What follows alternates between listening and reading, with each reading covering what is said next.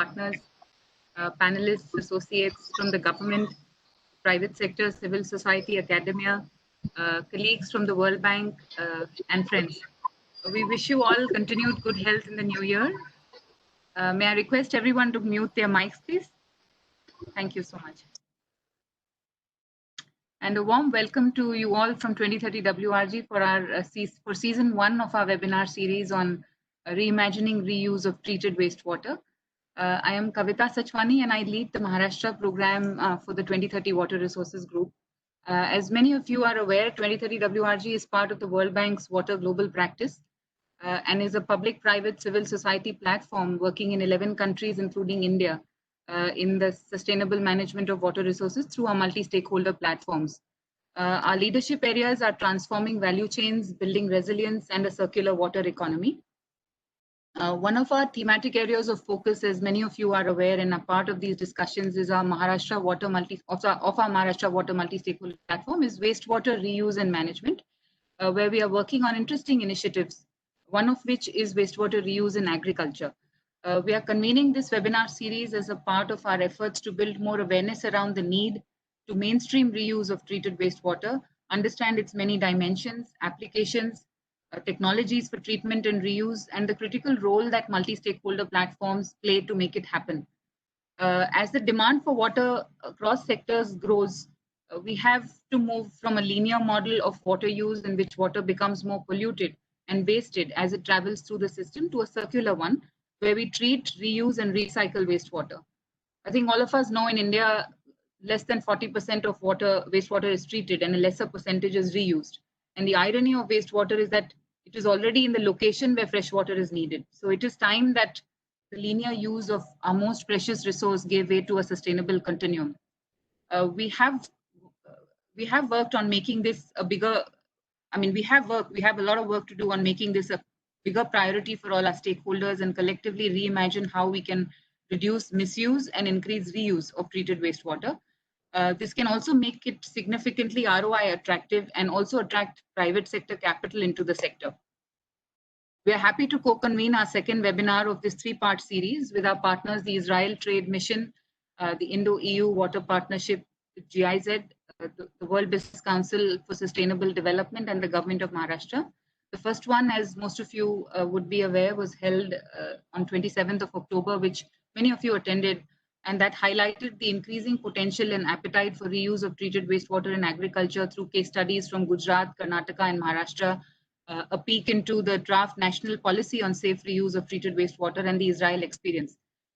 We also had some significant takeaways, a few of which was the need for standardization of treated water to ensure water quality for reuse, need for valuing treated water and incentivizing its reuse, and stressed on the need for partnerships for technology and finance. Today, our second webinar will focus on interesting discussions on integrated approaches and technologies, including nature-based solutions, decentralized systems, and IoT-based sensors for wastewater, and discussions on quality standards by an eminent panel of speakers. So we've put together a great mix of policymakers, practitioners, and academicians who will share their views and insights with us on technologies and quality aspects of wastewater in the context of agriculture for this session. A few housekeeping rules. I think we're all familiar with this, but nevertheless, please continue to keep your mics on mute and videos off when you're not speaking so we save bandwidth. We have a fair bit to cover, so I would request all panelists to kindly align with the time assigned to each of you so we complete our webinar in time and give everyone enough time to cover what they have to say. And for audience question and answers, we would encourage you to post your questions and the name of the panelist you are posing them to into the chat box, which our panelists can answer on a best effort basis. We will have maybe 1 or 2 questions which we can read out at the end of the sessions, time permitting, and we will come back to you offline for any unanswered questions. So moving to our opening remarks for this session, I have the proud privilege of introducing Mr. Girish Sohani from BIF Development Research Foundation. As we all know, BIF is a national level organization working on rural development and applied research with over 5 million families in 12 states across India. Mr. Sohani has over 40 years of experience in natural resource management and rural livelihoods. He has worked with village production systems, technologies, agri-businesses, and on nurturing farmer-producer organizations. He has served as an expert on various committees of the state and central government, NABARD, and national and international agencies. He serves as a member of the governing boards of BIF Development Research Foundation, its associate organizations, and a number of other development organizations. He has a bachelor's degree from IIT Bombay and a postgraduate diploma in business management from IIM Ahmedabad. Thank you, Mr. Soni, for joining us today, and the floor is yours. Thank you so much, Kavita, and it is really my pleasure to be here in this second series of the webinar on wastewater treatment systems and technologies. This is a sequel to the first one, which we have from India and from Israel, and is wedged in between the first and the third. The third one will be on governance aspects and financial aspects. So I think we deal today with the what of wastewater management for the various purposes that we are talking about. You pointed out that we have to look at reuse and recycle approach to water because it's one of the precious and the scarce resource that we have. And when we are talking about other challenges that we are facing, such as the climate impact and the challenges we are facing because of climate effects, we probably have to look at our own resource use. And resource frugality is something which is very important to internalize in our do things at the individual level, at the group level, at the economic level. So I think water being a very scarce resource, it's of meeting the main challenge relating to achieving how this resource can be used more frugally, how this resource can be used in a more optimal way, so that without we are able to do what is required to be done without trying to stress, put the whole system of world natural to stress. So I think climate resilience is a very important direction for which we have to see how water use and recycling will be importantly applied. Very important to enter out to move from. It is very important not only because it will help us to achieve things with lesser resource use or more efficient resource use, but I think a behavioral change that is very much needed for humanity as a whole, where we use a resource without having the accountability of its quality and quantity of users. So if we have a circularity in the usage, it will immediately force us to bring in better accountability and better behavioral changes, which would help us to maintain the quality of the resource as well as be conscious of the quantity that we use. So I think both from the point of view of climate resilience and the point of view of more accountable and more responsible resource use, the reuse and recycling of water is a very, very important aspect to take into account.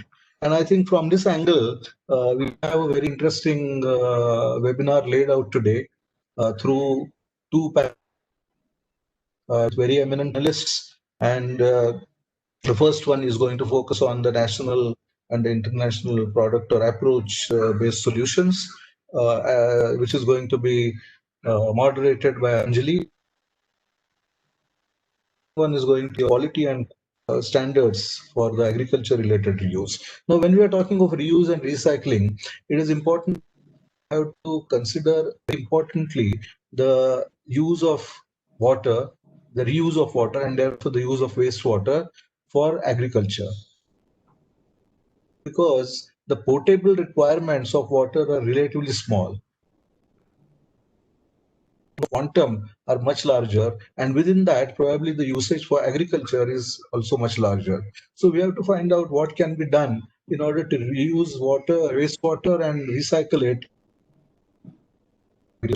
And from that we have to look at different types of solutions. And I think probably from the point of view of sustainable usage, from the point of view of environmentally more sound usage, nature-based solutions will play a very important role.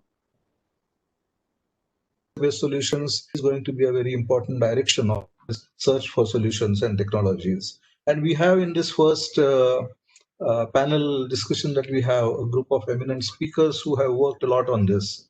We have the experiences from Israel, which will be brought by Mr. Yagev, and Mr. Sama, who has worked a lot on the use of biofilter. Of course, he has worked in the entire water sector applications, but the use of biofilter, which is for treating of wastewater for at different decentralized application becomes important. And when we are talking of decentralized application, the matter of scale becomes very important. So we need technologies which can be applied at a range of scales, from relatively small scale to a very large scale, which can be for larger agriculture projects. So I think we hope to hear a lot from Mr. Sama about the use of biofilter technology for this. And we have Dr. Martin Hegge, who has worked on sludge management and can be used to produce good quality organic manure, which can be again recycled into agriculture. And in order to be able to monitor the quality of wastewater, I think there are some interesting technologies that we will hope to hear from Asim, and that is relating to monitoring the parameters, various parameters of quality of that is where the robotics applications will be of interest. The second panel also brings about some very interesting experiences around the table. Dr. Vijay from NEERI about the treatment of water for both for the removal of pollutants in soil or in water, and that is something which is going to be very important, particularly when you apply it in agriculture, where agriculture is concerned with food production. So we have to see that the pollutants don't get into the food chain and therefore become a problem of from the soil ill health, it comes to crop ill health, and it comes next to human ill health. So it is all relating to the One Health concept. And I think we have Dr. Muthuraman from FSSAI, who will bring about the perspective on the pollutant removal aspect from the point of view of food production. We will also have Dr. Soumya, we will be hearing Dr. Soumya Mukherjee on the application of IoT systems for removal of particular types of pollutant like pesticides. And I think that is a very interesting application they have been trying in Aurangabad in a project as part of POCRA. So we have some very interesting things to hear from. And I think what all these two panel presentations would bring about is put before us a canvas of possibilities. So we are not talking this as an exhaustive canvas, but I think the combination that we have provides a potent set of solutions and technologies which together can provide a very good possibility for the future. And this and many others that probably would also be picked up as we interact more with other actors on this in this sector. I think we should be able to develop a good strategy at the state level, at the national level, strategy and program for the reuse and recycling of water to create a circular economy. The whole thing is going to be, we hope to hear a very good end note from Mr. Bakshi, former chairman of NWRRA, and I think that will help us to synthesize what we'll be hearing over the next couple of hours. So I think it's my great pleasure that we are here in a very exciting topic, and this will probably lead to the next webinar, which will help us to understand how the what of today can be put into a manner by which we can define the how in terms of how to apply it and make it possible through policy. So I welcome you all again for this webinar and to a very, very exciting set of discussions. Thank you. Thank you, Mr. Soni. And I think we can begin our panel one discussion, which is a discussion on showcasing national and international product and approach-based solutions. Like Mr. Soni said, the session will be moderated by Dr. Anjali Parasnis, who is our technical consultant with 2030 WRG. And Anjali has done her doctorate from National Chemical Laboratory, Pune, and has 2 US patents in molecular diagnostics, several peer-reviewed articles and reports to her credit. Her areas of work include sustainable development, climate-resilient agriculture, green infrastructure, circular economy, of course, and water management. I hand over to you, Anjali, and request you to introduce the panelists for session 1. Thank you so much, Kavita. Welcome everyone to the first panel discussion. Before we introduce the panelists, I would just like to highlight the objectives of the first panel. The main objective of this webinar is not to demonstrate various technologies or techniques which are available to treat the wastewater, but to bring to the forum fresh ideas, perspectives, diverse dimensions which are associated with effective reuse of wastewater, also the sludge, for the sake of circular economy. And as we know, the national target is to treat and reuse 50% of the total wastewater by 2022. Government of Maharashtra also aspires to treat 100% of wastewater in next few years. And if we have to achieve this, we need to have a stronger structure in place. As it is said that marking a small dot on the canvas can also mark a point, and joining 2 valid points gives us a line to follow. Similarly, joining 3 dots can form a stable structure like a tripod. In the space of wastewater management, I would like to say that stringent regulations, strong policy framework, and efficient innovative technologies would provide the desired stability which we all need. And that will be the backbone of development. So, for example, if I have to, I would like to state the example of MWRRA, that is Maharashtra Water Resource Regulatory Authority of Government of Maharashtra. They have set stricter regulations for industrial water consumption. They have set achievable goals, enforce mandatory water reuse targets for industries, which has been effective in ensuring water reuse. Similarly, if we have to take this example for agriculture, which is a bit dynamic sector, it is huge and it has several dimensions to consider, because when the water flows into soil, the soil adds its other parameters to the whole environment. And when we are talking about production of food, feed, and fodder, along with centralized supply of treated water, localized small-scale solutions would also be very, very necessary. Now, as we know, there are several ULBs which are getting geared up to process the wastewater, and they are trying to get funding from conventional methods as well as the PPP models. However, for agriculture, there is not a centralized scheme which is available where the wastewater can be treated. And as we all know that agriculture is sourcing water from the local resources, the nalas and the rivers which are nearby, which majority of the times is a polluted water. Therefore, having decentralized solutions, the innovations in agriculture sector is highly important. When we talk about the wastewater, many times we forget about the sludge. Now, in country like India, sludge has generated and it has caused serious environmental pollution and ecological safety concerns. However, sludge is actually not a menace. Sewage sludge and green manure have become widely used organic amendments to croplands in many regions of the world. Just to give you an example, in China, the maize yield has been shown to dramatically increase by application of sludge manure. So similar things can also be applied in India, but for that we need good brainstorming, good technologies, and we are very fortunate to have the stalwarts with us today in our first panel.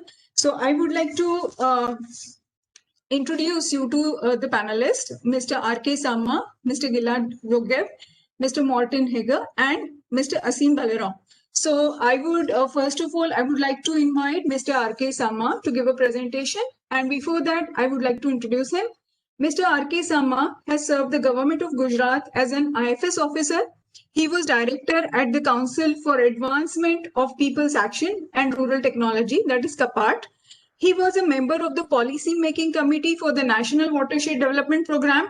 He was a part of the team which pioneered social forestry in India and in preparing the strategy for drought-proofing and grounded watershed development approach in Gujarat. He has authored many books and evaluation reports on various natural resource management issues.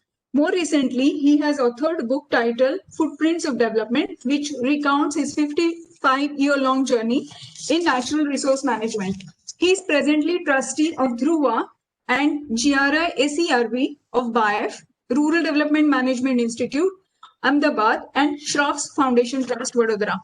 So may I invite Mr. Sama to give his presentation? And sir, I would also request you to just finish it in the given time span of 10 minutes. Thank you very much. 2 minutes. Mute. Good afternoon, friends. It's my privilege, and I'm so happy that I will be able to share my experience as far as wastewater is concerned.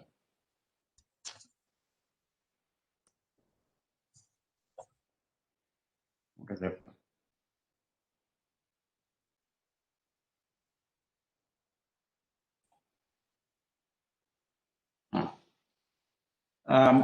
As rightly told, if we set the context, you see, three things are happening, and which is alarming.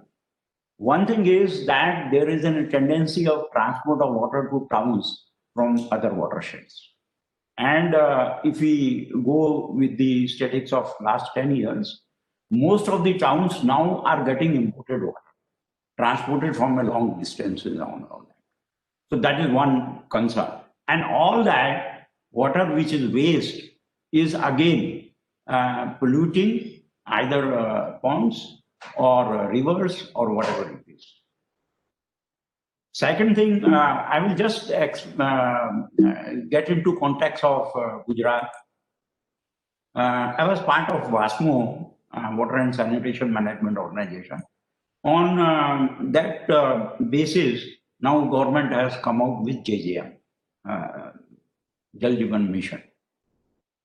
When in 2007, Gujarat took a decision that 80% of the villages will have tap water for drinking purposes. It was being laughed at. Yes, we did it, but there were three lessons out of it. One was, there was a myth, and every engineer was feeling that as soon as you give tap water, it will be wasted. More water would be required, and it will be misused. So that was one.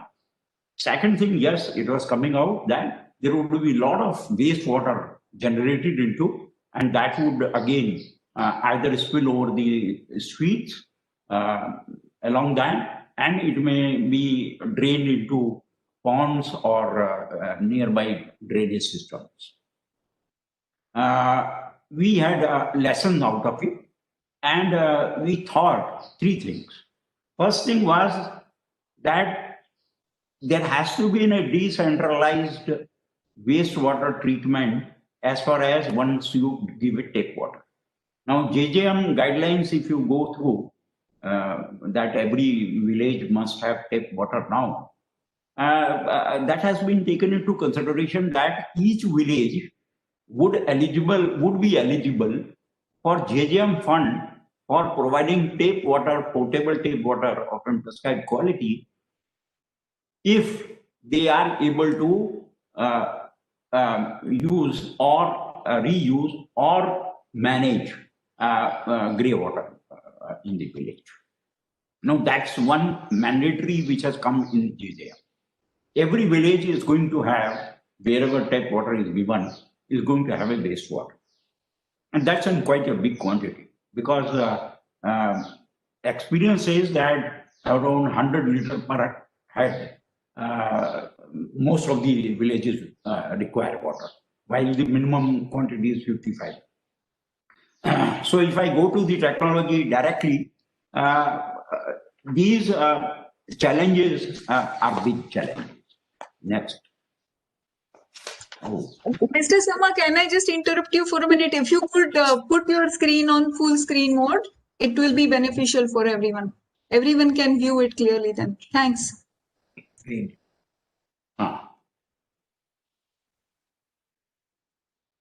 Next. Now the technology which we try to, and my colleague is with me, Mandar. Last 15 years, they have been working on that. In many countries, it has been worked over, and there are many lessons learned out of it. They wanted to use earthworm for treating the wastewater. Is it possible? It can be done. That was what it was based upon. With that assumption, we try to develop biofilters, and this technology has been in use in India at about 100 places in last 6 or 8 years. But this technology has two advantages. One thing is completely decentralized. It can be 100 KLD to 1 MLD or 2 MLD, and this can be a modular also. So we use earthworms into this technology, and it's a very simple thing. But what need to be done is just try to do it. Next.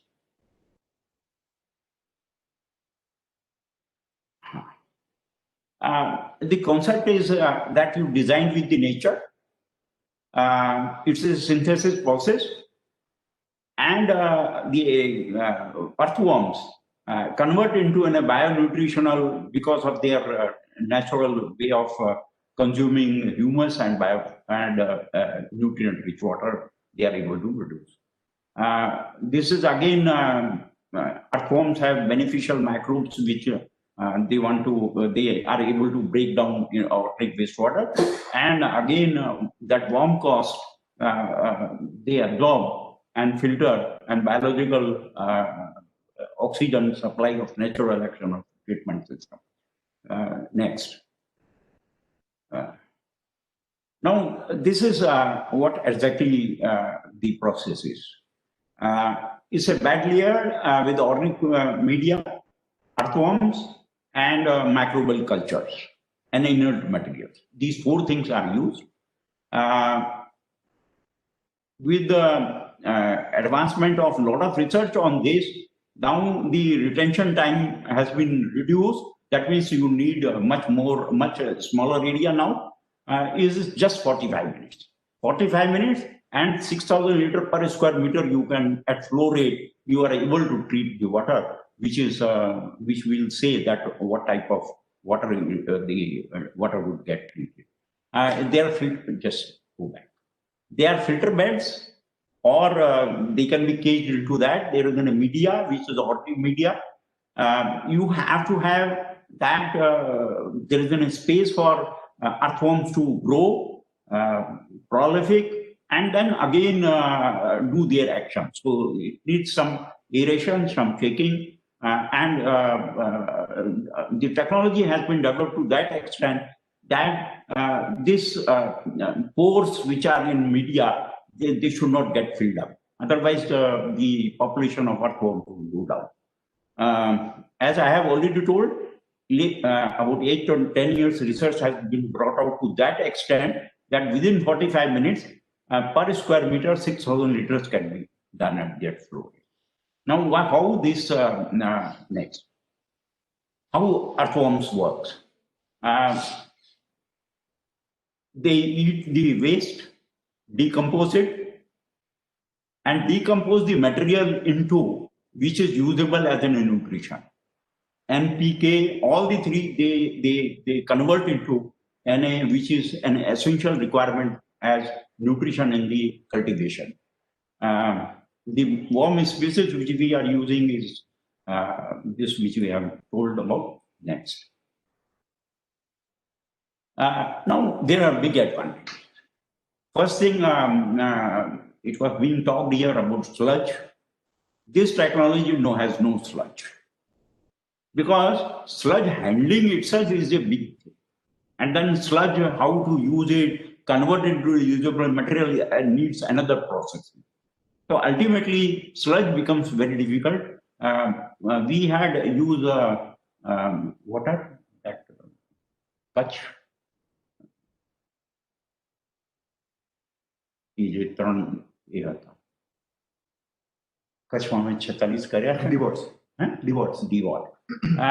had earlier used DWAT system. Around 100 plants we had put in areas of Kutch and all that. So that was also very simple technology, but ultimately that sludge handling was very, very difficult. Sludge, once it gets generated into, how to remove it, how to process it, how to do it, that becomes. So there is no sludge generation. And within 45 minutes flow, whatever we get as in water has a bionutrition product. And it can be completely decentralized. It can be 100 KLD, it can be 1000 KLD module, it can be even MLDs. Next. Next. Now, these are the results which we have done.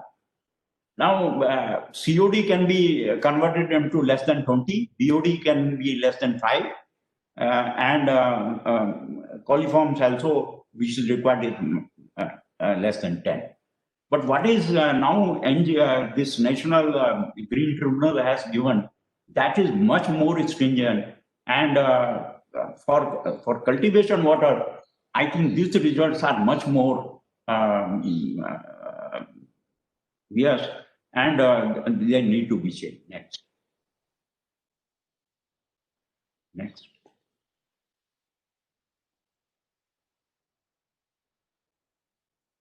Now this is the nutrient conversion. NH4 gets converted to NO3 and it becomes more than 50 after treatment. Phosphorus from 1.2 it becomes 5.7, which is available in the phosphorus this. Potassium also increased to 20-25. So available nitrogen 50 milligram per liter, available phosphorus 7 milligram per this, and available potassium also is 25 milligram per liter. Now, if we look at 1000 KLD treated, the nutrient available would be nitrogen 50 kg per day. That is about 35 tons of urea annually. Phosphorus will be 5 tons of DAP, and potassium would be equivalent to 15 tons of potash. This is what this water is rich for cultivation. Next. This is just to, this will be very interesting and this is very useful. Actually, what we have tried to do is that we have assumed that 1 kiloliter of water, once it is extracted from ground, transported and used around all over wherever we have done all that on a larger scale or on a smaller scale, energy and everything taken into consideration, on average, it costs 10 rupees per 1000 liters. So that means if you reuse the water, that water for irrigation which you take out from ground, that saves around 10 rupees per kiloliter. And the resource which enriched this whole wastewater is another 3 rupees, 3 rupees to 21 NPK. So what we generate the resource per kiloliter is 13 rupees 21 naya paisa. This is something very interesting. Next. Capacity cost I have just tried to mention. 120 KLD, it becomes about 16.99 lakhs. If it is 500 KLD, it becomes about 75. Operating cost is almost nil because it is only pumping the water for this biofilter and then taking out water. That's all. So that is the only energy requirement. So energy requirements go down. Power requirement also go down. We are able to produce, and most of the villages are able to sell this water to the farmers. So ultimately, it becomes a way that all maintenance are able to take care of by the village panchayat or the samitis which work. Next.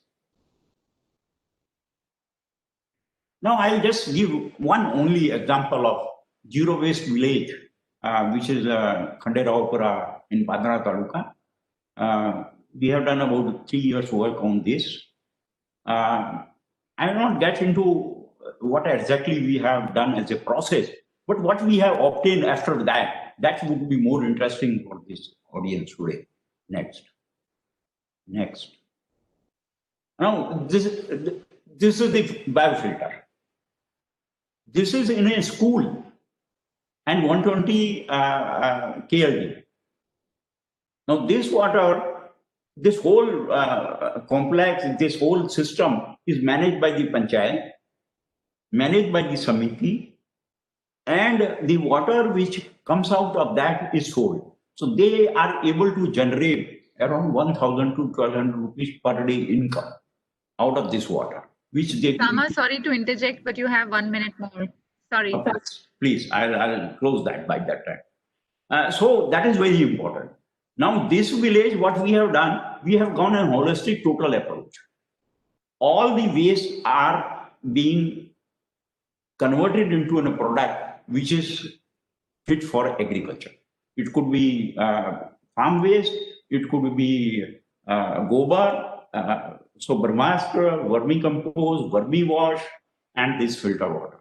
Now, the advantage which has come out of this is that they are able to manage this panchayat, they are able to manage this, and it is so clean and nice that it is in a school compound. There is no odor, there is no bad smell, there is nothing like STP into it, and ultimately this water is available for 365 days. Some of the villages, they have a very critical days for about 1 month or 1.5 months, they don't get water. So whoever does the vegetable in those villages, this water assures them that they will get water even for summers and all that. So this is the technology which we have used earthworms into it. It's very easy to operate, natural, no sludge, no odor, and it adds to that the water is valuable, more nutrition, and this village now after 1 year is now turning to be all the farm produce of this village will be organic. The village is so motivated that they will be able to now get it converted into an organic farming of all villages. Thanks again to that they are able to reuse the water which is rich in nutrition, and this whole cycle of the water is available. This much water extraction from ground would get reduced in this village, and that will be available with the rich water to this. I think is the solution that all waste water in a particular village should get reused by the community there only, so that extraction of water gets reduced and completely recycled. The opening remarks which I had given is very important. I feel that it is very dangerous in our country that most of the requirement of urban areas are being met by the watershed areas. And that lifting of water without making them responsible for recycling it and reuse it, what is happening that some of the cities are drawing 200 to 300 liters per head water. Ahmedabad, that is the many other cities. So that responsible use of that water, reuse, has to be done in a complete decentralized manner in every village, every town, and this is possible by this technology. Even in a town, it is possible because every ward, every small cluster of houses can have their own system of, and it can be used, reused, even in cities for landscaping.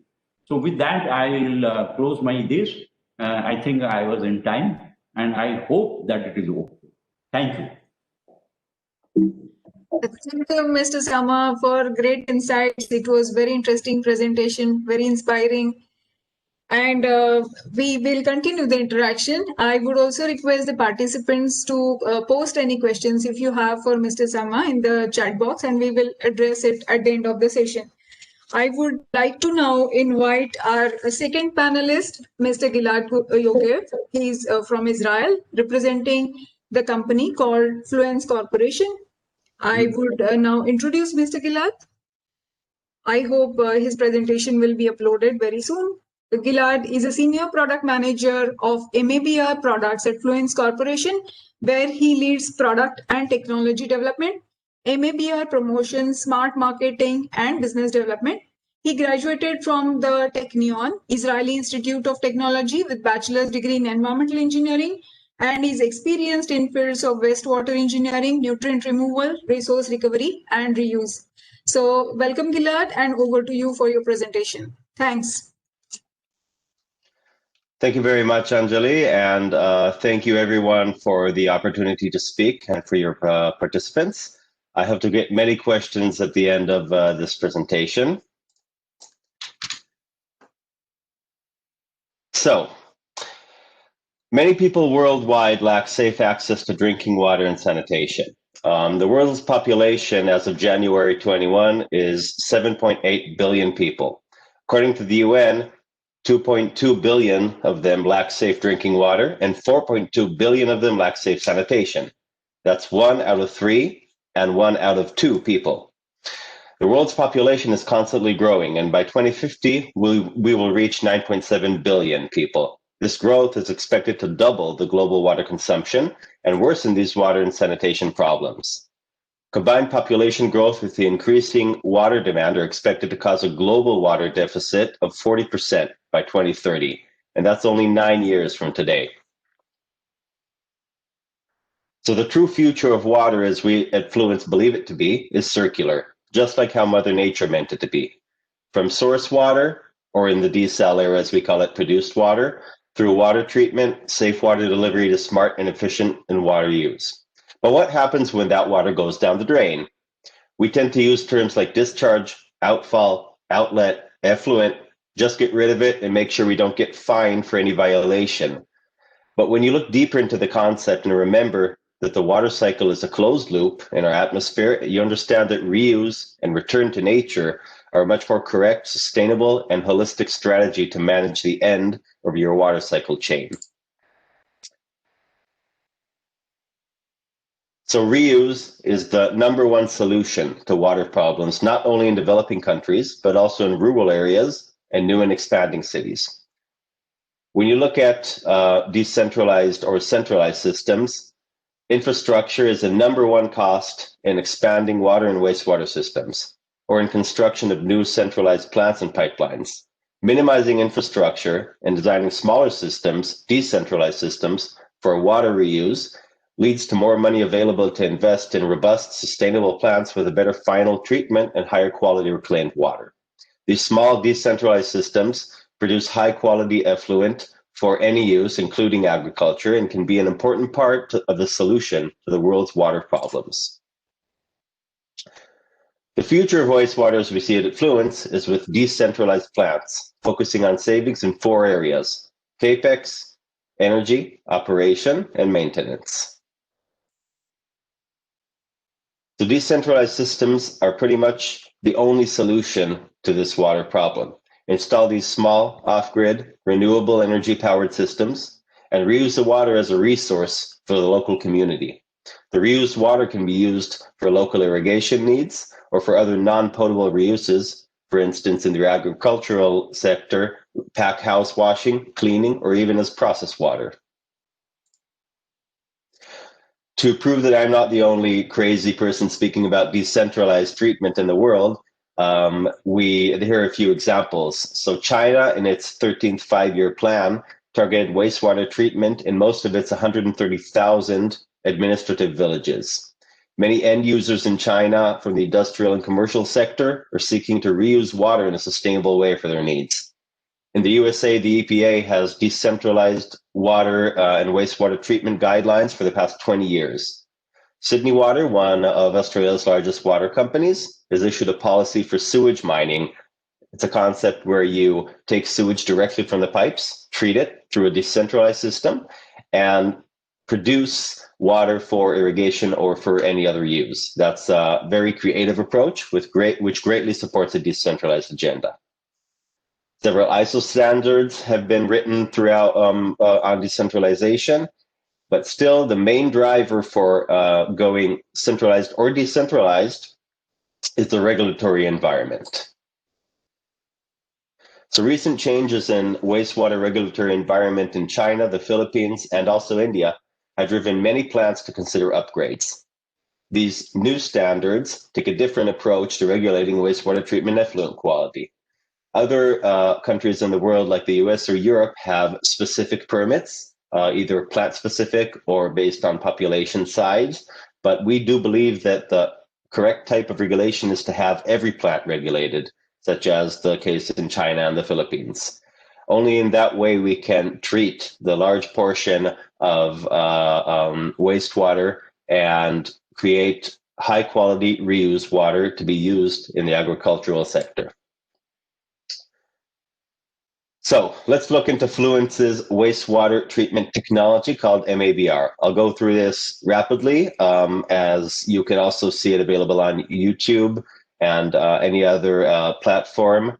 Just tap into our site and everything's available. But basically, what MABR does best is save power and deliver oxygen to the wastewater. Oxygen is the #1 energy consumer in wastewater treatment. Around 1% of the USA's total electricity consumption is used for wastewater treatment. And it does that by efficiently removing nitrogen and phosphorus from the wastewater. But it does not remove nitrogen and phosphorus completely. We designed the systems to provide the adequate amount of nitrogen and phosphorus removal required. And that means that you can get high quality reused water with a little bit of nitrogen and phosphorus that's still left in it for your agricultural needs. It can also be designed to remove a high degree of nitrogen and phosphorus for processed water, for instance, meaning that MABR can be a flexible design technology, and that's the profession and the expertise of our wastewater engineers. MABR was chosen by GWI in 2019 as one of the 10 top water tech inventions of the decade. And Fluence today has over 200 decentralized plants throughout the globe, many of them in Asia. On the bottom left, you can see some of the firms we've cooperated with and provided solutions to. So what does a typical plant look like? A typical MABR plant looks like this. This is around 500 to 600 cubic meters per day. They can go smaller too, as we'll see in a moment. So your typical plant has some screening at the beginning, 3 or more or less treatment trains. You can see them as 40-foot containers. Think about how easy it is to put these on site and establish it. No concrete works, no need for heavy infrastructure, no need for excessive piping. And after it goes through the treatment containers, removing the nitrogen and phosphorus, there's a small solid separation phase called the clarifiers. And from there, you can either disinfect and discharge the water or use it as a source for filtration and then get very high quality water for any reuse need. So a little bit on the solutions on the portfolio. We can provide solutions from 5,000 liters per day. That's the Spiral Micro. You can see it on the left side. Maybe you can see my point here. Okay, this is the Spiral Micro. Going to a complete package plant, being able to treat up to 50,000 liters per day. That's the Spiral S in a 20-foot container. Going to the Spiral L, that's able to treat 200 to 300 cubic meters per day, 300,000 liters. This is the Spiral plant, the one I showed you before. This is a full configuration of a larger scale wastewater treatment plant that's easy to deploy and to maintain. We can also sell modules as standalone units if you have an existing concrete basin or some sort of establishment that you want to upgrade. Then we can provide the modules as a technology. Going to larger scale plants, these are for small cities. So plants can be designed and solutions can be designed around MABR in a concrete configuration, providing the same benefits of MABR at 90% less of the energy consumption. Some treatment results. So if you look at the different stages, we have different pollutants. We have COD, which represents the organic material on the left, nitrogen to its forms in the middle, ammonia nitrate, and phosphorus on the right side. So you can see COD decreases rapidly among the MABR stages. Here on the bottom, you can see this reactor, which is representative of the graphs above. We have 1, 2, 3 MABR stages and one small polishing stage that's aerated. And basically, you can see a very rapid decrease of COD, a very rapid decrease or removal of ammonia nitrogen, a little bit of accumulation of nitrate nitrogen, but the overall removal of total nitrogen is significant, as you can see. Another great take on of MABR is actually something that we found out just by accident on the way. It was an incidental discovery. Is phosphorus removal. So we all know the problems of phosphorus combined with nitrogen and other elements. Phosphorus causes algae bloom in waterways and in ponds, lagoons. Anywhere there is phosphorus, algae flourish. And phosphorus is also a very important nutrient for plants and for agriculture. So you have to get the right amount of phosphorus, but not too much, in order to not over pollute or under fertilize your crops. So we can see here that typical phosphorus in the raw wastewater is around 10 to 12 milligram per liters, and you're getting in this case it's 7. You're getting an increase starting the process, but then the decrease is very rapid because of its changing conditions in the reactor. Overall, you get a 90% removal of phosphorus in only biological means. Forgot to say, this whole setup, okay, these numbers are without adding 1 gram or 1 liter or any chemical whatsoever. So this is chemical-free, energy efficient, very user-friendly technology and plant. Here are some examples.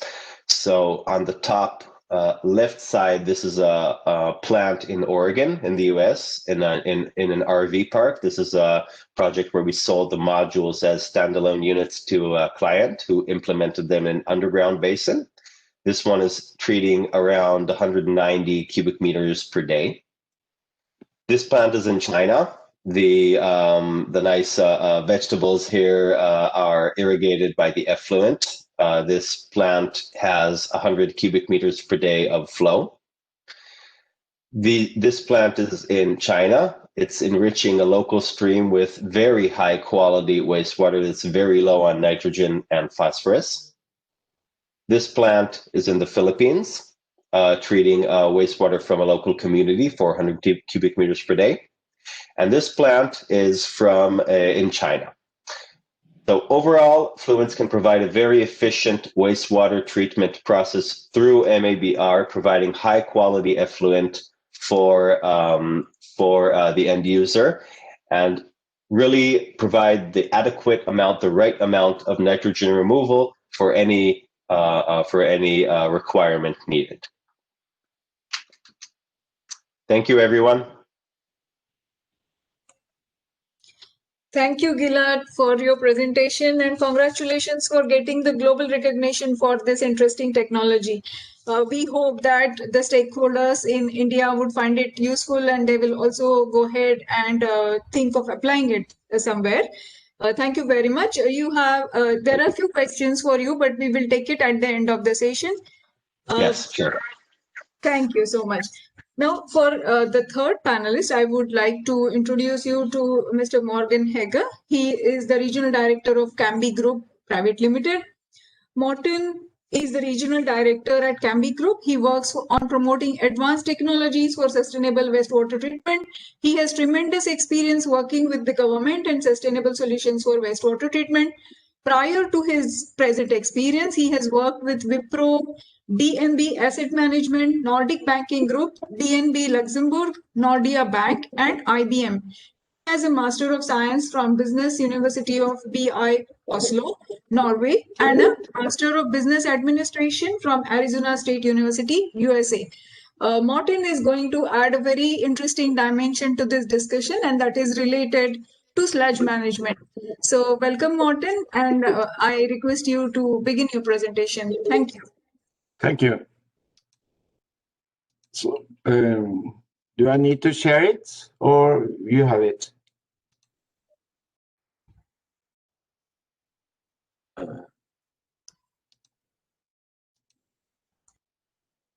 Okay. I'm going to talk about how you can turn sludge into a resource. It's a problem for most cities, and we see that in India.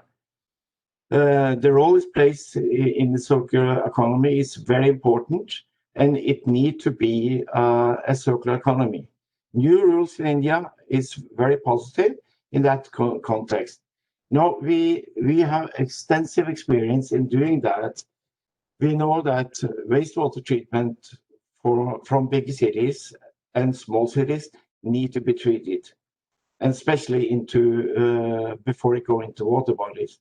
But I'm going to talk more about sludge because that's a very big problem issue for many. Now we have pathogen, microorganisms, heavy metals, all these problems we are going to deal with. So how are we going to treat actually this problem? We can do thermal processing, we can drying, we can burning, pyrolysis, incineration, sludge stabilizing, liming, or anaerobic digestion. Now, we think that anaerobic digestion is a better solution and more effective. And we have done that for more than 24 years to big cities. So we take the wastewater treatment plant and pre-treat the sludge. And then we can produce biogas, we can produce electricity, but most important that we can produce biomass that can be used for agriculture. So, and that is the cheapest way actually. And if it's a problem with the product, we can let it go to incineration. But to go into land is very important. Like in Maharashtra, all over India, it's a really need for a soil conditioner. Now, so what are we delivering? We are delivering a sustainable solution to large cities around the world. To Beijing, to Washington, to London, but all the big cities around the world almost is using our technology. Especially in the UK, we have a very long experience. And the technology we are using is thermohydrolysis process. Now, we meet also the United Nations goals in this process. And so big cities with a lot of resources and knowledge have chosen to select our technology. Now, in Oslo, Norway, we also use food as a source for producing biogas.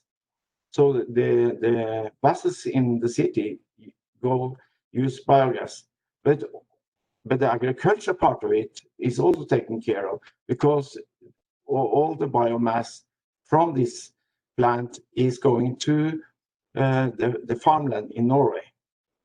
Now, and we do the same in South Korea, for example, but there we have the plant underground because of the space. So, and that's also a way we can do it because this is a closed system. That's a possibility of doing what we are doing.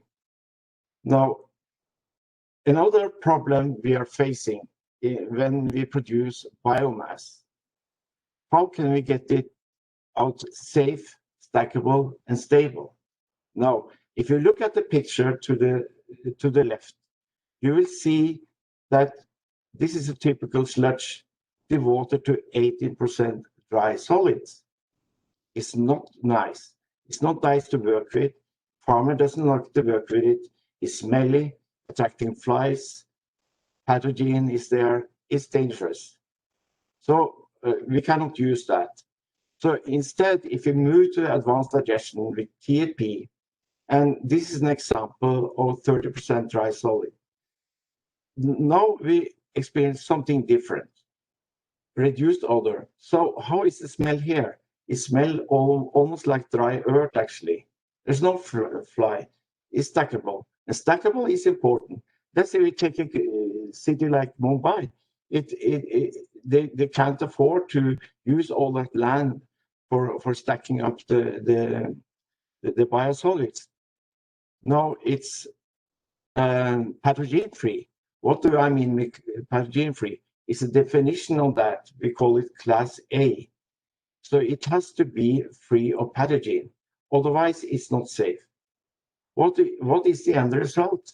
Yes, we are saving transport cost, nearly to half of it. We are saving storage cost, it amount to huge amount. And among all, we're reducing the carbon footprint, which is very important. Now, in India, you will see farmers like this, dealing with the biosolid by hand. And they need to have a safe product. And they don't want to have a product that is dangerous for them.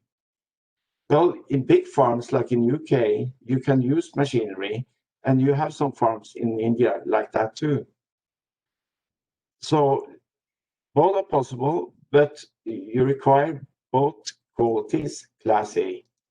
Now, DC water, we have our treatment plant in DC water treat 1,300 million liters per day. Now, out of that comes a lot of biomass, and so they decided, what can we do with the product? So they have made it into a product called Bloom. This is also possible for India and also for fertilizer company in India to use this opportunity. Now, if you look at the picture to the right here, you see one area is treated with conventional chemical fertilizer. It doesn't work properly. Now, the other part of the area is treated with biofertilizer. It's totally different. We have many pictures like that. Now, so in our biofertilizer, we still have micronutrients. We have carbon content, all these qualities that is needed to be there in order to make a good product. So big cities like Delhi, Mumbai, Bangalore, we need to have systems that can handle huge amount of wastewater. And it has to be a proven technology. We have done that for 24 years. And so Singapore is doing it just close to you. So, and I said many other countries, Australia. So we have a proven technology, and we see that all our plants has the uptime as nearly 100%. So, and that is also a very important when you deal with big cities. Now, so as you can see here, we treat sludge for 75 million people every day. And we have a system that treats biosolids from 400 ton dry solids per day down to 5 ton per day. So, but the important part here is we use the biofertilizer as a product for the farmers as a soil conditioner. And this is very, very important. But it must be a class A product. It must proven to be class A. So it doesn't mean that when it comes directly from the digester that it's class A. It must prove that it's over time is a class A product without no pathogen. So a wastewater treatment plant is a resource, not a problem. A resource for energy, electricity, biofuel, and also biofertilizer, which is very much needed in India. Heavy rain, you use chemical fertilizers, it disappears. No, the farmer needs a product that stays in the ground and to make the plant grow even better. So that is my presentation. Thank you.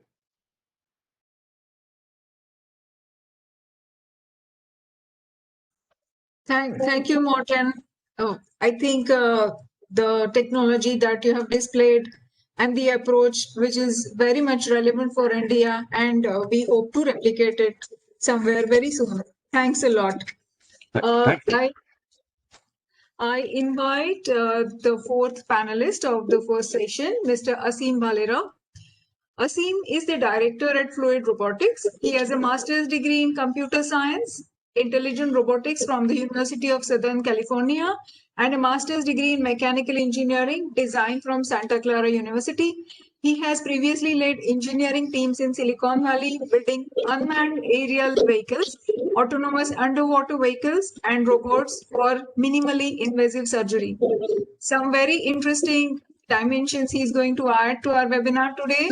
Most welcome, Asim. Over to you for your presentation. Thank you. Thank you so much for the introduction, Anjali. I hope you're able to see my screen. Yes, Asim, we can. Perfect. So thank you so much for this opportunity. We started Fluid Robotics about 4 years ago. We're a startup based in Pune, Maharashtra. And we started with developing technologies for monitoring wastewater with the goal of reducing urban water pollution. And we work closely with several municipal corporations, state governments, and also the government of India. The problems that really got us focused on urban water pollution was the fact that, just like Kavita mentioned, more than 80% of the sewage that's generated in cities, be it domestic or industrial, ends up in waterways, your lakes, rivers, and coastlines. And there is also human exposure to raw sewage during monsoons and also during sanitary sewer overflows. So these cause a significant impact on the economy, on the environment, and also public health. And the root cause really is the fact that underground wastewater systems have been very poorly managed. And even if you look at the United States, the EPA has published data that almost 2.5 billion gallons of sanitary sewer overflows occur daily in the United States. So this is not just a developing world problem, but it's seen across the globe. So our product, really, the Fluid Health System, is a multi-sensor system. The health of waterways, the health of underground wastewater pipeline networks, and also public health, especially because all these three are very closely linked. And part of this presentation, I'll focus more on the implementation and the results that we've seen. And if there are any specific questions on the technology, I'd be more than happy to answer it after the presentation. So if you look at waterways, our work here involves monitoring raw sewage that is being discharged into lakes, rivers, and coastlines through a network of stormwater drains that are connected directly to it. So our systems, once these locations are identified, are deployed to monitor flows, the quality parameters of the wastewater, and also to understand the catchment area for each of these discharge points. So as you can see here, this is an actual map of Mithi River in Mumbai, where there are multiple discharge points that have been identified. And this is a specific slum area at sort of the northern part of Mithi River. So far, we've monitored about 750 million liters a day of raw sewage runoff into waterways across 10 cities. And this is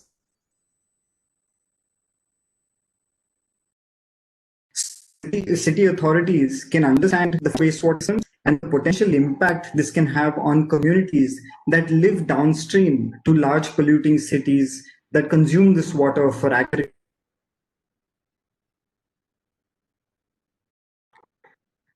So our action, once this problem is identified, involves studying the feasibility of diverting this discharged wastewater from these stormwater drains, or traditionally called nalas, to existing sewer networks for transporting this to pumping stations or treatment plants. So this network optimization, this approach is extremely cost effective because it utilizes existing infrastructure, both pipeline networks and treatment infrastructure. So it's a very cost-effective method that 10 cities have so far utilized. And in this process, we end up also creating as-built maps for the city. And a lot of times in developing cities, data about the existing infrastructure is very difficult to come by. So once this is done, really the goal sustainably intercepted and diverted and then treated using existing treatment plants. So this data-driven holistic approach of wastewater network optimization is helping these 10 cities divert and treat over 700 MLD of urban raw sewage discharge. This is significantly reducing urban water pollution.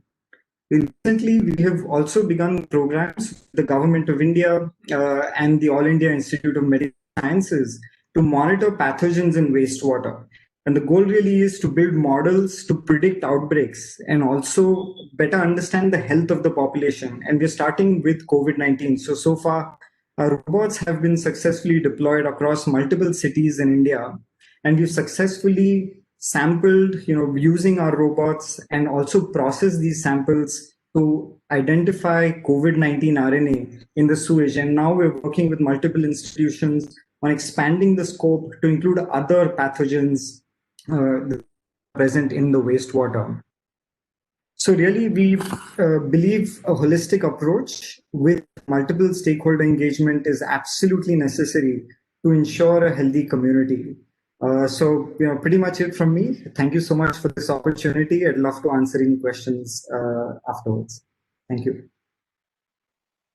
Thank you, Aseem. And I must congratulate all the panelists of session 1 because we have been very much mindful of time and we are completing all our presentations well within the time set by Kavita.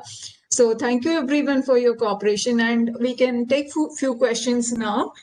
The first question was asked for Mr. Sama by Ritesh Vijay. The question is, can biofilter take the shock load, and what about the heavy metal in the treated water? So, Sama, if you could answer this question.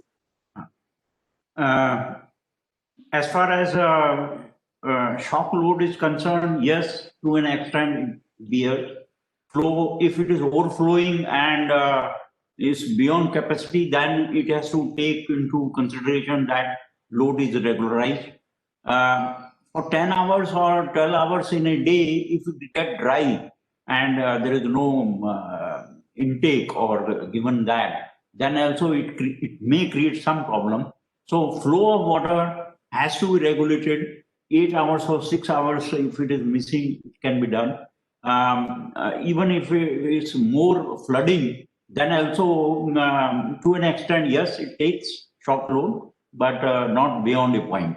So the whole system which has been designed takes care of all these, that you don't have much shock load or you don't have, say, flow of water for 12 hours or 8 hours continuously, that system in a day. Second thing is about heavy metals. This technology has been used for chemical industries waste also. Even dairy waste, tanning, and all that. So, as far as tanneries are concerned, there is a very heavy load of heavy metals in that. And whatever we have been able to do, yes, it can reduce, but then it cannot eliminate. As far as wastewater of sewerage is concerned, heavy metals are very rare, not much. Must be within the limits, but this technology takes care of that. It reduces heavy metals load into it, because some of the heavy metals these earthworms are able to absorb. Thank you. Thank you, Mrs. Gila. There are a couple of questions for you from the participants. The one important question I feel is that if you could specify why increase in phosphate in the stage 1 of your process, that is one, and what is the amount of sludge that is generated in the whole process.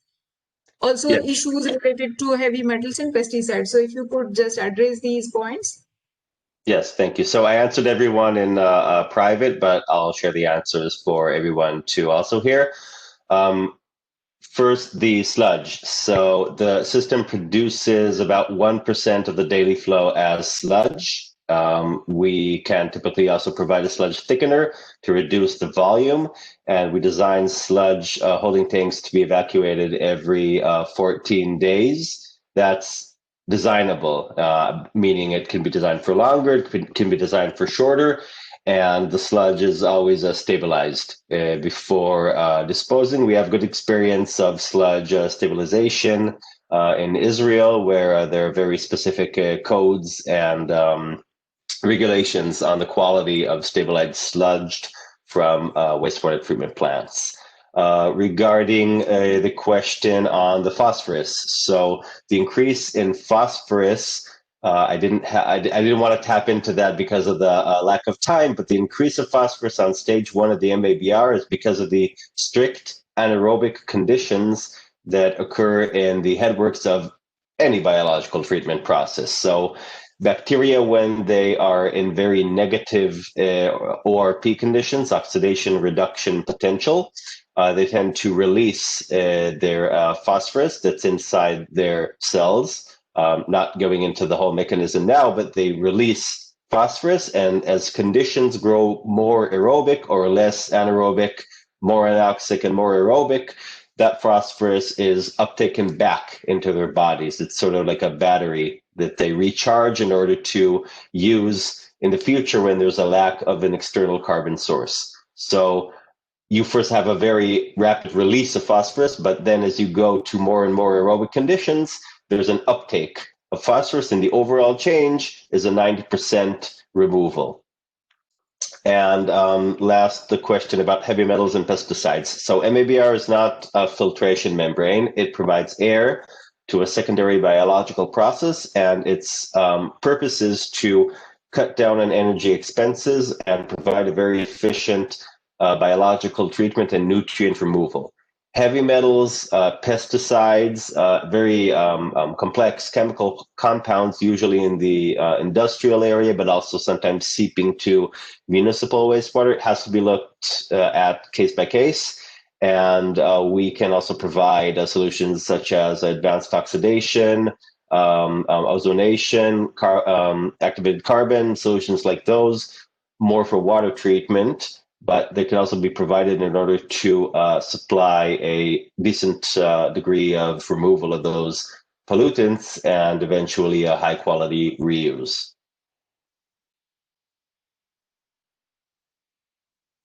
Thank you so much, Gilad, for answering all these questions.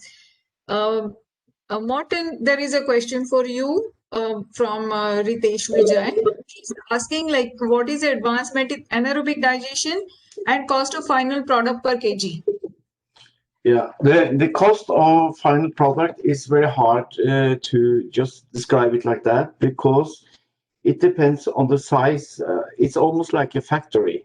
So if you think about the wastewater treatment in Mumbai, for example, Worli, Bandra, all this is different sizes, and it will have different costs attached to it.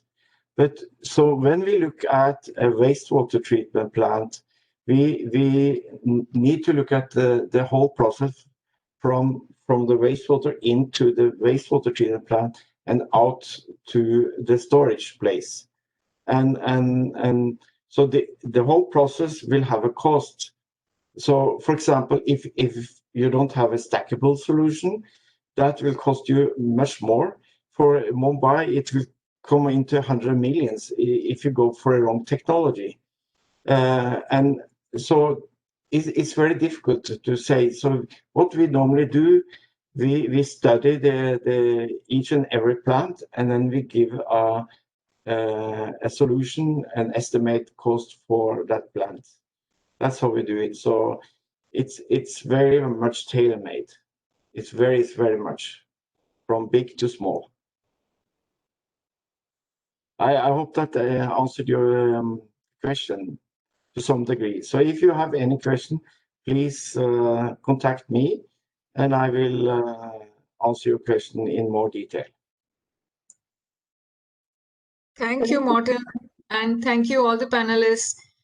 In conclusion, I would like to state that if we have to recycle, treat 100% of the wastewater, then we have to integrate all these approaches that we have discussed. And there can be many more suggestions, many more technical solutions which may be available, and we will be happy to discuss that in detail in further with you through bilateral interactions.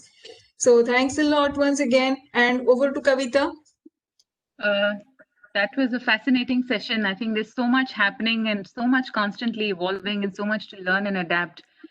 Thank you, Anjali, for moderating the session, and thank you, Mr. Sama, Gilad, Morten, and Asim, for your really insightful presentations and discussion. Thank you very much for that. We now move over to panel 2 on quality, quantity, and standards for agriculture reuse. Our moderator for this session is Ravi Kumar Joseph. He is a Senior Water and Sanitation Specialist from World Bank. Ravi has been supporting sanitation projects in India, Sri Lanka, Bangladesh, and Maldives. And his interests are in wastewater reuse, non-network sanitation, and sustainable sanitation. Ravi, may I request you to take over the session proceedings from here and also introduce the panelists for this session?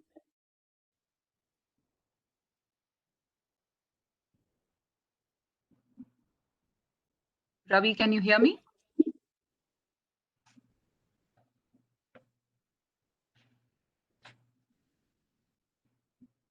Yeah, I can hear you, Kavita. Sorry.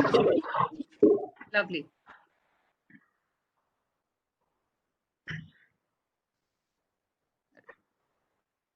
Yeah, yeah, sorry. Yes. Do you need help with something, Ravi? No, I don't. I just let me just start. Yeah, sure. Great. Yeah.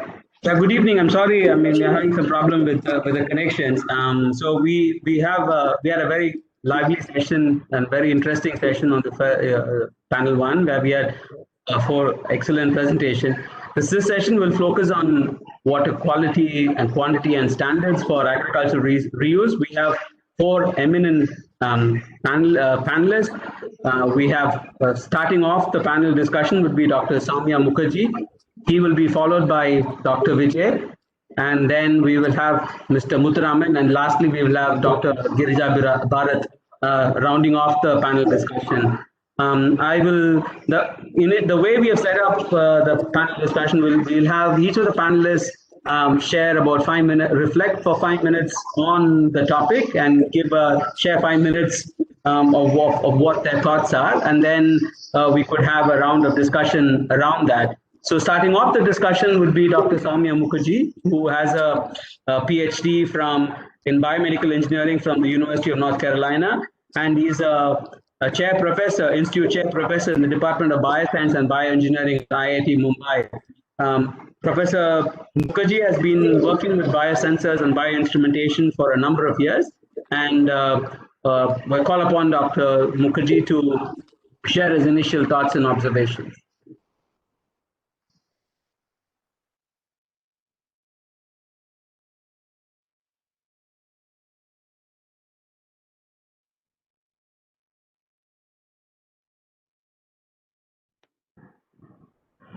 Yeah. Okay. As a faculty, it is very difficult for me to share anything without a PowerPoint or something. So, okay. So I'm going to essentially concentrate on water quality sensors for heavy metals and all. And of course, the why is a very easy answer. Because particularly we are looking at reusing water from industrial wastewater for agriculture. We have to be aware that the industrial wastewater will contain heavy metals, organics, maybe pharmaceutical residues, which include antibiotics, and which may cause long-term harm if they make their way to the food chain. And I'll show some examples later on as to what we found in some site studies. And these introduction into the food chain might happen by direct ingestion, as in cattle drinking that water, or through irrigation for crops. And it has been found that if the soil is contaminated by heavy metals, that heavy metals get into the crops, and they can bioaccumulate in our body, leading to changes, leading to problems in the long term. And one of the biggest problems with the heavy metals and all that is that nothing is evident at first. I mean, it accumulates over a period of time and creates problems. So one has to be very careful. It's not like a bacteria or something like that, which makes you will immediately go to the hospital, things like that, which and lose a few days of work. But heavy metals can indeed be killers, and they can be killers over a long period of time. So we have to ensure acceptable level of such pollutants in the water we use for agriculture. And it is impossible to monitor these things on a regular basis because the conventional tools like ICP-MS and all that, which can measure these things at the levels required, are very, very expensive. 3,000 rupees a sample, 5,000 rupees a sample, and so on. So you cannot do that on a regular basis. So we have to develop tools for wide-scale deployment for all of these various parameters that we are looking at. So we essentially use optical fiber sensor, optical fiber-based sensors. Why U-bend and all of these things? I don't want to go into the physics of it. But suffice it to say, we modify the optical fiber using various receptors on the surface of it. And those receptors are sensitive to bacteria on one side, and the different receptor might be sensitive to chromium. Some receptor is sensitive to arsenic, and so on. So a range of such sensors give us a complete suite of detection ability. And this is an instrument that we have designed. If you look at this, the size of this is about 4 inches wide by about 8 inches long by about 1.5 inches to 2 inches high, thick in a sense. So it is almost, I mean, it is portable, definitely. It's about 450 grams in weight. And one can carry it around and use these things in the field. And if you can see, there is this little, in the bottom picture, there is a little green dot. That is actually a sensor which is placed inside a cartridge which is put into the instrument. So we have detected lead ions using this at very high specificities, down to and sensitivities down to a picomolar. And we have detected these lead ions in tap water, in lake water, in seawater, and things like that. And the range of detection is pretty wide for that matter. We have detected copper in environmental samples, blood serum, soil, and so on. And we have done that in acid digested soil or soil washed water, and both of them give a reasonably linear response. So we do not have to acid digest the soil necessarily to get a reasonable response out of the sensor. We have used this sensor with a different coating on it to detect mercury. We have detected mercury in water. We are in tap water, in DI water, and things like that for calibration purposes. And using that calibration, we have actually looked at the presence of mercury in various types of food. And what we found, we actually collected various vegetables and also collected soil samples from various places. Let us understand one thing, that near thermal power plants, there is a reasonable amount of mercury in the soil, and the crops grown there do tend to have higher amounts of mercury. So we collected various types of vegetables from around power plants and also various other food materials like meat and fish. And we saw that vegetables grown around power plants do have some elevated levels of mercury. Although the mercury over here is shown to be like 20 ppb, but let us understand that mercury does accumulate in the body. As is seen in the sharks and the tunas, the larger types of fish. And these larger types of fish, very interestingly, no mercury was found in the seawater from where this fish was caught, but it was found in the body of the fish. Just because of bioaccumulation, and probably these larger fish feeding on the smaller fish, which are bottom feeders where the mercury was deposited and so on. So they can accumulate, and this is something we have to be very careful about when we use industrial wastewater, treated industrial wastewater for agriculture. We looked at a farm near Aurangabad, and we looked at the water they're using and the amount of various heavy metals which are there. This was done in ICP-MS. We have not done it with the instrument that we have. But as you can see, the level of chromium is very high. there is some amount of cadmium, not too high. In the case of the fish, which was, I mean, we had 81 ppb, which is a little on the high side of things, and so on. So these indeed show up in the vegetables and in the food materials that we typically take on. And so that is why the thing is that we have to have the sensors and quality control systems in order to make sure that the water that we use is indeed free from problems, and they can be used safely in for agricultural purposes.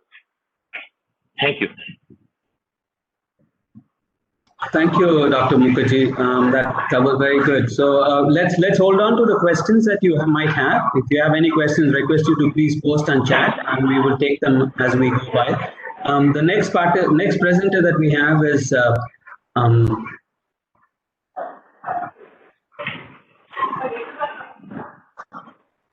Dr. Vijay. He's a principal scientist at NEERI. Dr. Vijay has a PhD in environmental engineering from VNIT Nagpur, and his research interest includes rejuvenation of water bodies, in situ nala treatment, decentralized treatment, water resource management, and geospatial analysis. So, Dr. Vijay, your observations, please. And you know, so that we could have some time for discussion, may I request if you could keep your your reflections for about 5 minutes.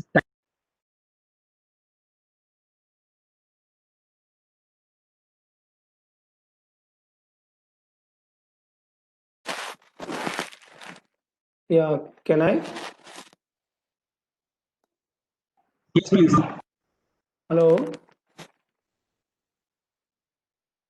We can hear you, Dr. Vijay.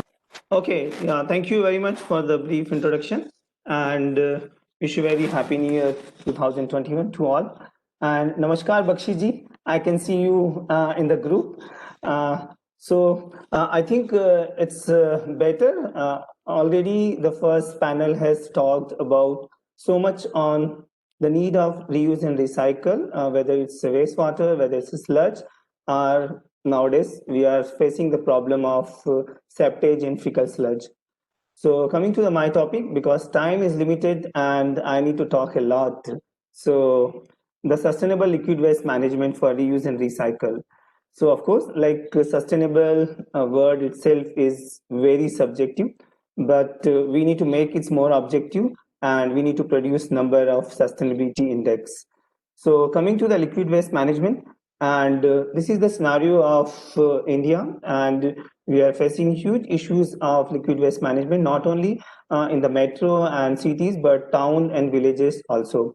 If you see 2015 Central Pollution Control Board report, we are generating 66,000 MLD of wastewater, including the sewage.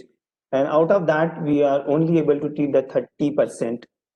And this particular webinar, which is handled by WRG, so why not we consider this 66,000 MLD wastewater as a resource? So these are some of the major issues we are facing across India. And we all know in India, like most of the diseases are waterborne. So how best we can treat and take care of the treated things for reuse and recycle. And at the same time, the things are happening about the Indian rivers and nalas. There is a need of sustainable liquid waste management. And I believe the best way is the decentralized sewage and wastewater treatment.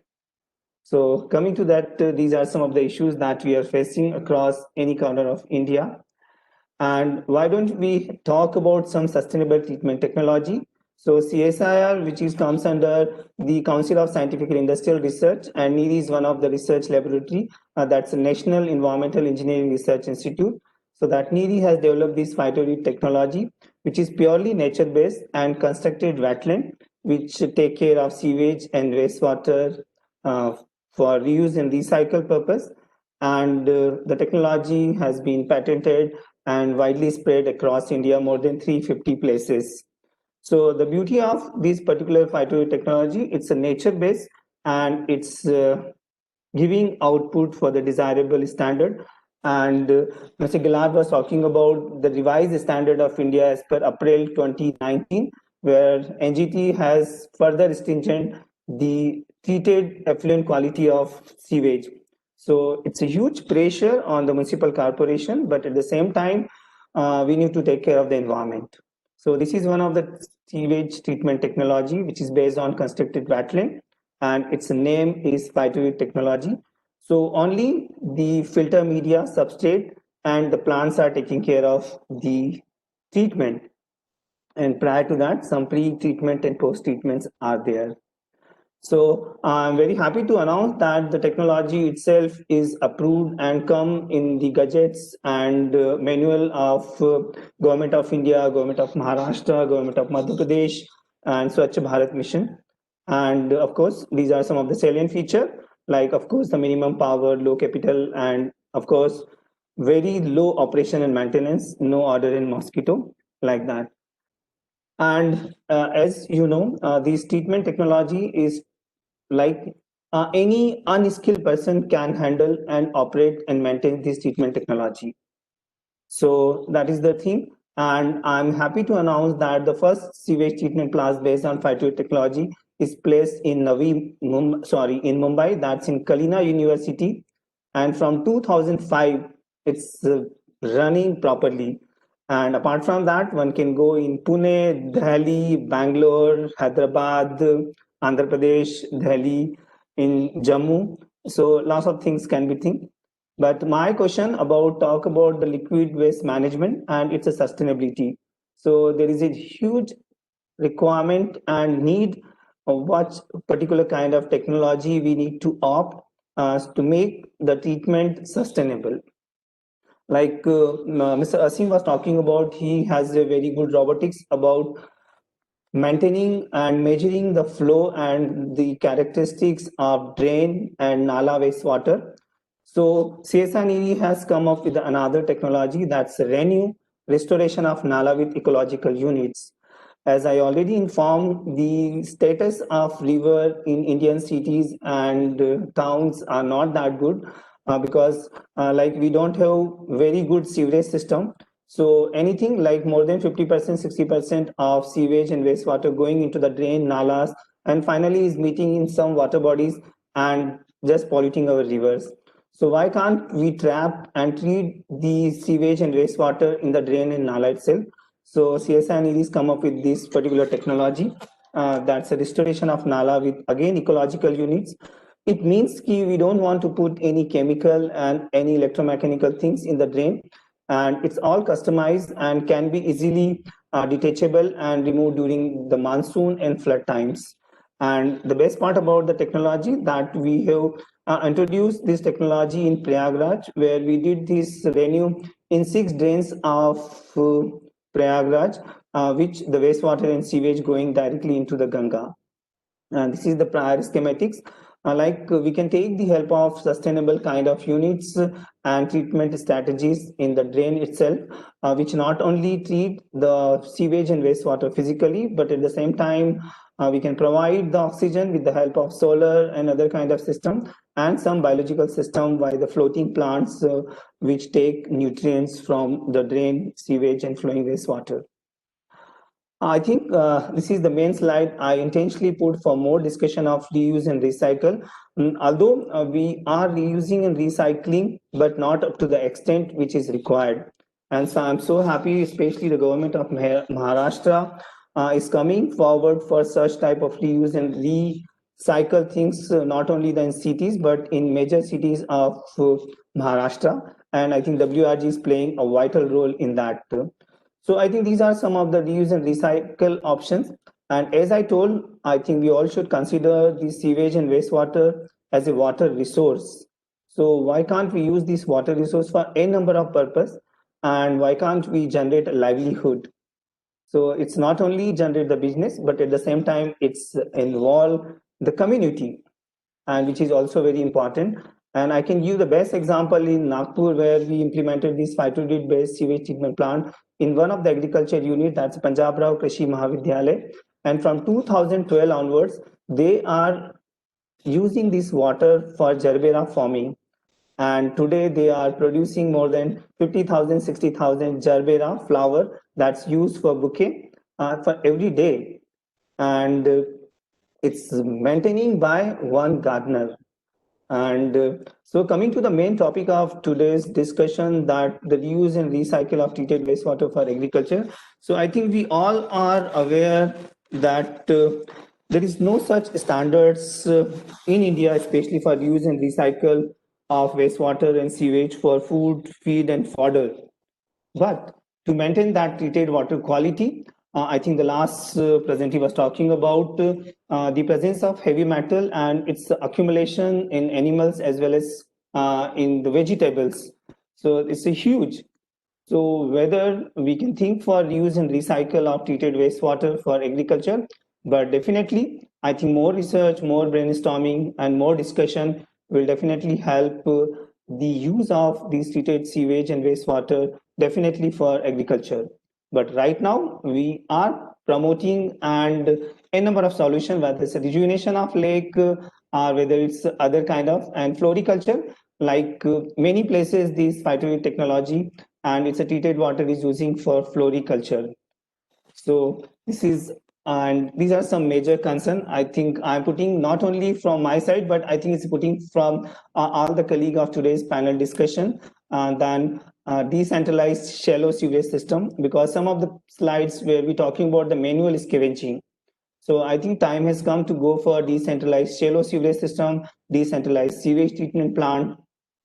And of course, I think urban and rural areas both are important, and where we can use the sustainable treatment technology, which are nature-based, which does not require any chemical, electromechanical, and very low power to maintain the system. We can think for rejuvenation of existing water bodies, apart from the reuse and recycle. And we are treating more than 120 water bodies and pond in Delhi with the help of treated sewage and wastewater with the help of sustainable treatment technology. So whether it's a renew, whether it's a phytorid, or whether any constructed treatment technology for that matter. And because like our honorable Prime Minister is talking about gaon ka pani gaon mein, my foreign friends, I'm talking about the village water should be in village. So why can't we save these village water in village, whether it's surface water or whether it's a groundwater or whether it's a treated wastewater? So why can't we go for the sewage and wastewater of cities remain in city, and to maintain that shahar ka pani shahar mein, I think we need to go for decentralized shallow sewage system and decentralized sewage treatment plant. So treated water won't waste in the downstream side of the city. I think wherever you talk about, take any example of any city, and your sewage treatment plant, which is the centralized, is always at the downside of the city, and all treated water further go into the drains and other kind of river. So why can't we save this city water itself in city? And I personally believe selection of treatment technology is a big task. We are still not sure, and municipal corporation is not sure which treatment technology they should opt. So I feel that LCCA, that's a life cycle cost analysis, will provide a better understanding in imagination and forecasting. And I personally believe that's involvement of community and concerned department, like what WRG is doing from so many years. And Dr. Vijay, may I request you to kindly, close, close in about less than a minute, because we almost 6:45 and we still have 2 more presentations to go. Thank you. This is from my side. That was on the dot. Okay. Dr. Vijay. So the next panelist that we have is Mr. Muthumaran. Mr. Muthumaran is a graduate in agriculture and with a postgraduate specialization in agriculture marketing. He has over 25 years of work experience, and since 2017 he has been the director for the Western region for FSSAI, and with additional charge of the Southern region as well. So over to you, Mr. Muthumaran, and in order to have a chance for some discussion, may I request you to kindly limit your observation to about 5 minutes, please.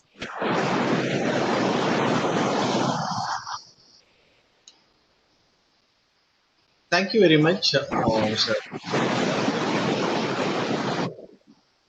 There is a lot of noise. This noise. May I request all the participants who are not speaking to kindly mute, because I noticed there's this lady Vandana Patyal. If you could just mute. Okay. Thank you. See, coming to the topic of reusing treated wastewater in agriculture from the perspective of food safety.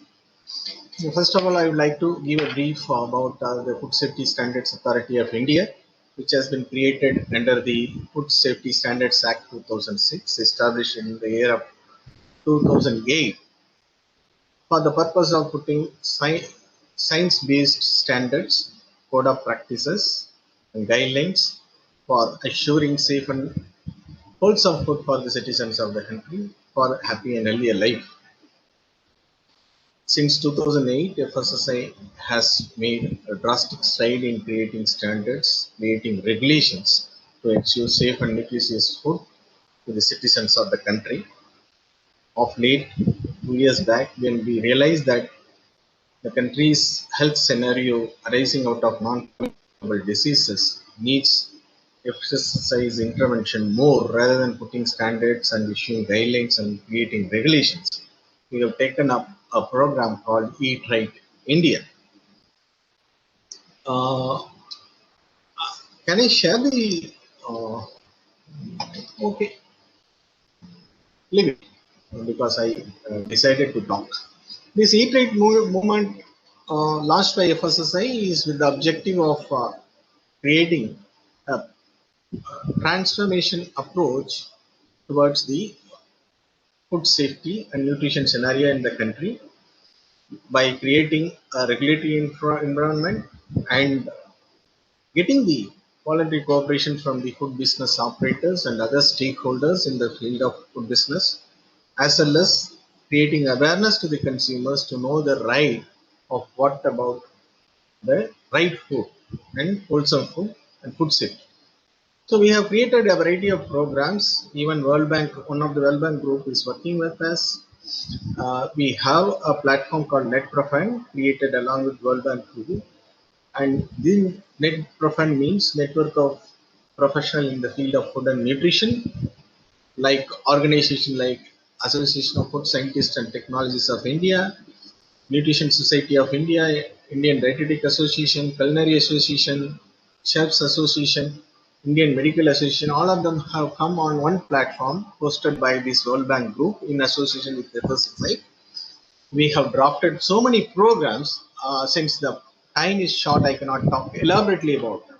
But the policy is to transform the social and behavioral change of the population to have a healthier food habit as part of life through a mass movement by getting the cooperation from the food nutrition and food and nutrition specialists apart from all other stakeholders. So with this briefing about the Food Safety Standards Act, I will come to the point of water. See, water is used in the food industry for purpose of processing, cleaning as ingredient. The other way, the consumers are consuming the water as a food. We can say whatever goes into the alimentum is called food. So from that way, water plays an important role as direct consuming item of food. FSSAI has put forth standards in its regulation of food product standards and additives regulation 2011 for the water which is taken by the consumer. One is mineral water. It may be a natural mineral water or a mineral water otherwise drawn. And the other one is packaged drinking water, which is mostly produced through RO system. Third one is drinking water. As far as drinking water and the RO generated water, whatever may be, there is no bar specifically mentioned that treated white water is not usable. But the standards put forth under the three classes of standards under food safety standards regulation are to be stringently met. The standards or parameters may be sensory, like smell, taste, or physical or biological in nature. You all chemical in nature, biological in nature, physical in nature. As far as chemical in nature, you all know the residuants, heavy metals, what you have all been talking about. If you are using a wastewater after properly treating, and if you are trying to create, if it is a consumable, it should meet all these parameters. Then there is no bar. As far as mineral water is concerned, if it is a natural mineral water, nothing can be altered. There is a prohibition in the food safety standards regulations that the water cannot be claimed to have any nutrition content in its label other than the carbonation. If you have carbonated, you can mention on the label. Otherwise, there is no bar in mentioning the labels about any specific nutrition value in the water. So by that way, if you are selling a naturally available mineral water, you will be mentioning it's a natural mineral. Otherwise, you will be mentioning a mineral water. It itself means that it meets the standards put forth by FSSAI, because your label will be bearing FSSAI's license number. By conditions of granting license, you have the manufacturer of or packaging food business operators are bound by abiding the guidelines and standards put forth by FSSAI. So that's how it ensures the consumer the safety issues arising out of the water. In case of drinking water, the specific mention is there that IS 10500 standards are to be adapted. If you are even packaging this water or making made available from treated water also, if it meets all these stringent standards put forth in IS 10500, definitely it's a drinking. Otherwise, it's called potable water. If you are using for the purpose of manufacturing, there is a specific mention in the Schedule 4 of Food Safety Standards Registration and Licensing Regulation, that is requiring the food business operators that they are using water which are potable. Potable means it's abiding by the IS requirement 10500 standards. So this is how the food safety or consumer safety ensured as far as the water is consumed by the consumer directly from whatever sources it may be made available. Coming to the point of using the water as ingredient in the manufacturing of food, I would like to specifically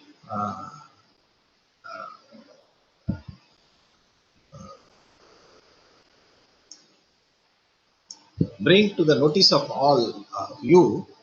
There is a specific mention, there is a specific regulation put forth the Food Safety Standards Authority.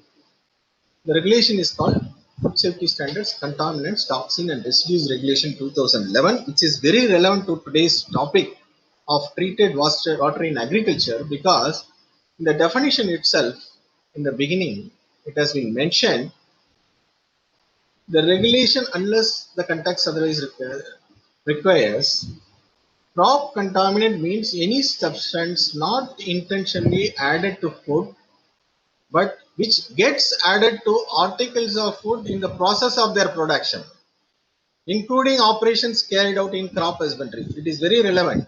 The crop husbandry refers to the practices in agriculture in raising the crops. That's what a professor was telling, that contaminants getting into the plants because of bioaccumulation, or we can say phyto remediation effect.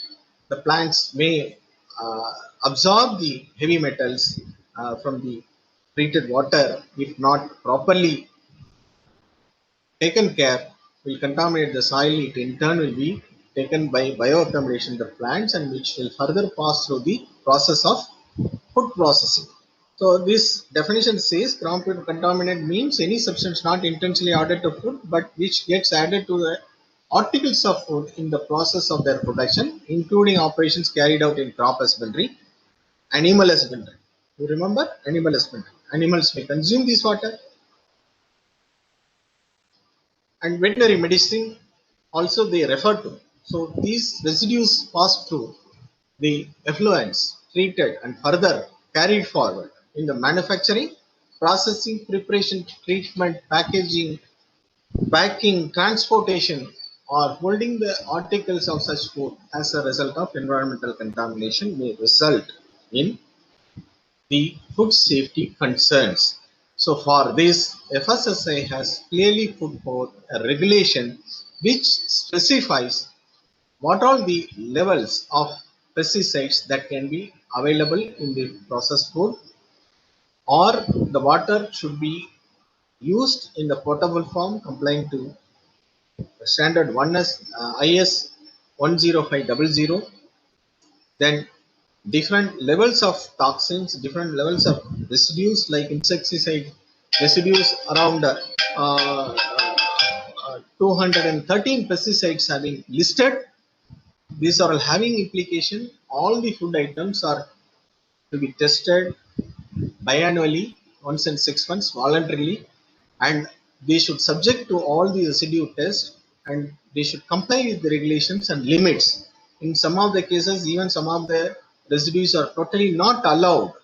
In case of some antibiotics and veterinary drugs, they are not totally allowed to be present either in the plant-based product or fisheries product or even meat and poultry products. So these are all to be taken care of when the food is manufactured to make it safe. So when we are treating wastewater, we should ensure that it complies with all these requirements so that it does not contaminate the soil and or get in touch with the roots of plants and get absorbed through bioaccumulation, and the plants in turn goes into the processing either through processing process or by minimal process consumption process by the consumer as green leafy vegetables like sort of things. Many of you are aware that sunflower like plants are having tendency to absorb arsenic and other things. If you go to the topic of phytoremediation, you will observe, you will come to know what all the plants having the tendency to absorb heavy metals. So we have to be cautious in using the trend, making available the of wastewater for agriculture purpose. So the test requirement should be put forth by those who are making it available for agriculture so that the food ultimately is not get contaminated beyond the permissible limit or non-permitted level. So with this few insight into how the food safety is concerned with the usage of wastewater in agriculture, I would like to further say that in case of these residues, in case of international level, if you export to the European countries, they stipulate more than 400 number of pesticide residues to be tested if you are sending from India, if you are exporting, because you have to comply with the countries of import and their regulation. In India, we have 213 if you are making it available to the domestic market as far as pesticides. Similarly, for vaccines, veterinary drugs, antibiotics, we have standards. You can go through all these things which is made available to the public. It's made available in the public domain in fssi.gov.in. If you go to the regulation, you can see all the standards, regulations, and requirements available there. So, when you are promoting wastewater in usage of agriculture, kindly take care of this. With these few words, I handing over back to the coordinator. Thank you very much.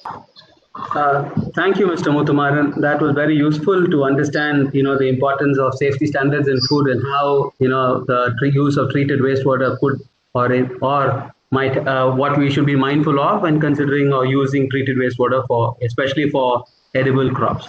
The last panelist that we have is Dr. Girija Bharat. Dr. Girija Bharat is the founder director of Bhu Gama Consultant. She has over 30 years of experience in water quality, water resource management, water supply and sanitation, chemical pollution, and environmental management. She is also one of the co-authors of and is co-drafting the national policy on the safe use of treated water, which would be very relevant for this country.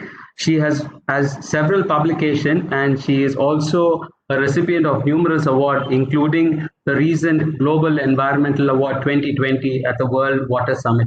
Over to Dr.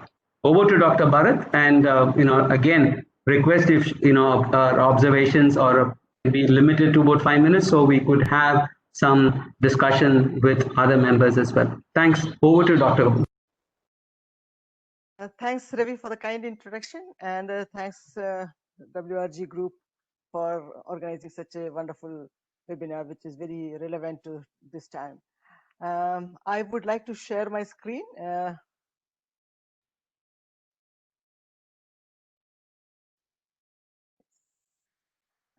As we are embarking on this journey of how to reuse treated water, because we have quite a big volume of water generated, and we have to see that we are safely reusing it. Our reuse potential is very high, but only about 22% of which is very small proportion is getting reused. So we have huge area of improvement, which is significant for the country. With our fast urbanization and industrialization, we are also looking at it from the perspective of utilizing it for agriculture or industry or other purposes. It augments already stressed fresh water, and it improves the environment and the health, as many of the speakers have already mentioned. I'll not go into the details. Water has to be seen as a resource, not as a waste. So we are calling it as used water, treated used water, rather than that treated wastewater, in the spirit of circular economy. As Ravi just mentioned, we are drafting a national policy on safe reuse of treated water, along with Mr. Jeremy Bird and Mr. Krishna Chaitanya Rao. This is under India-EU Water Partnership with GIZ support and support from NMCG, Minister of Jal Shakti. This is just a schematic where we are showing how water as a resource can be utilized, and our policy basically embarks on, from the used water, how it can be utilized for various purposes. There are various policies and programs within India which is supporting this, but let us see how safely we are using. Most of the speakers have spoken about the water access, and water quality is also extremely important. We should not lose sight of that. Well, for reuse in agriculture, the priority sectors have to be determined by each state, because each state has a very varied geography and topography. Each state's requirement is also quite different, and within the state also the requirement in each district is very, very different. We have to see that the pricing regime to consider ability to pay an alternative source of water, because agriculture sector, if we are using it, we have to be aware of the low paying capacity of the farmers. It's unlike the industry sector, where the industry has a higher paying capacity. We have to see how the uptake is taken up by the farmers. The safe use of treated water projects need to address the prior use of untreated wastewater in agriculture, because already there are a number of stakeholders at the farmers group which are already using it. So we have to see how the uptake is basically regularized with more safety considerations. Food safety, my previous speaker has already mentioned about how food safety is extremely important. We should not lose sight on that. The current practice, most of the speakers have already mentioned. I will not go into the details, but 1 to 1.5 million hectare of land has a potential of irrigation, which is like 130 million man days of employment also is associated with that. We have to see it from the perspective of livelihood. We have to see it from the perspective of the business model, which is conducive to the farmers' community. However, wastewater agriculture is having negative externalities, as many of us have already expressed, health implications on farmers and consumers both. The policy and guiding frameworks in India recognize the need for wastewater recycling, there are detailed guidances on treatment standards, types of reuse application, design and O&M considerations, which we have to basically discuss and calibrate. The potential of adverse environment and health implications on human ecosystems and bioaccumulation in food chain are very, very important aspects. So these are the key issues which we have already discussed. I will not go into the details. I was very happy to hear the concern expressed by my previous speaker and other speakers also on accumulation, and because we have to be mindful that endocrine disruptors in food like pesticides and persistent organic pollutants, they have a long lasting impact on our health system, not just human health, animals and the environment.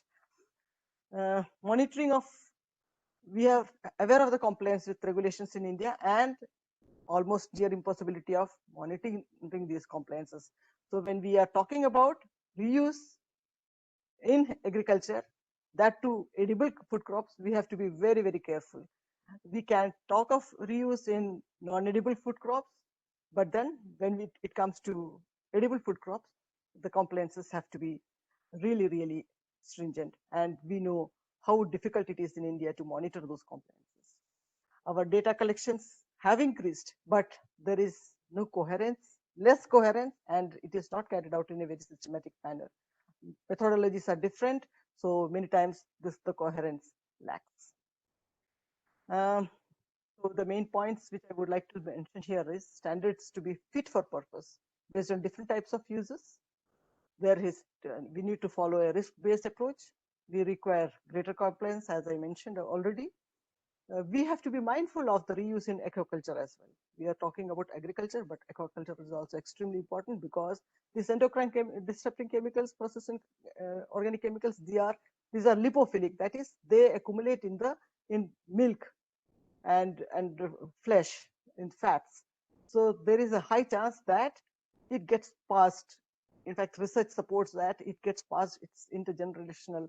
We have seen the case of endosulfan in Kerala, how from mothers it got transmitted to the children and had huge health implications. So when we are talking about reuse, we have to be mindful about these aspects very much.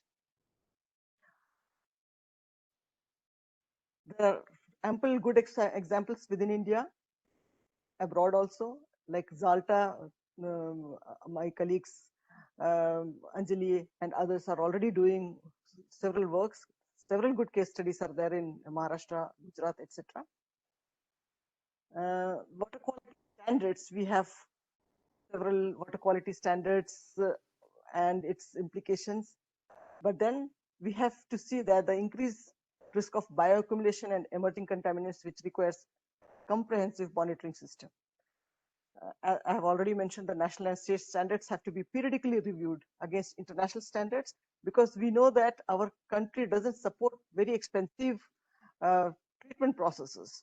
But however, we have to have a vision where if we are keeping a vision, then only we will strive towards that. But if we are comfortable with already existing the standards, then we will not strive towards higher goals.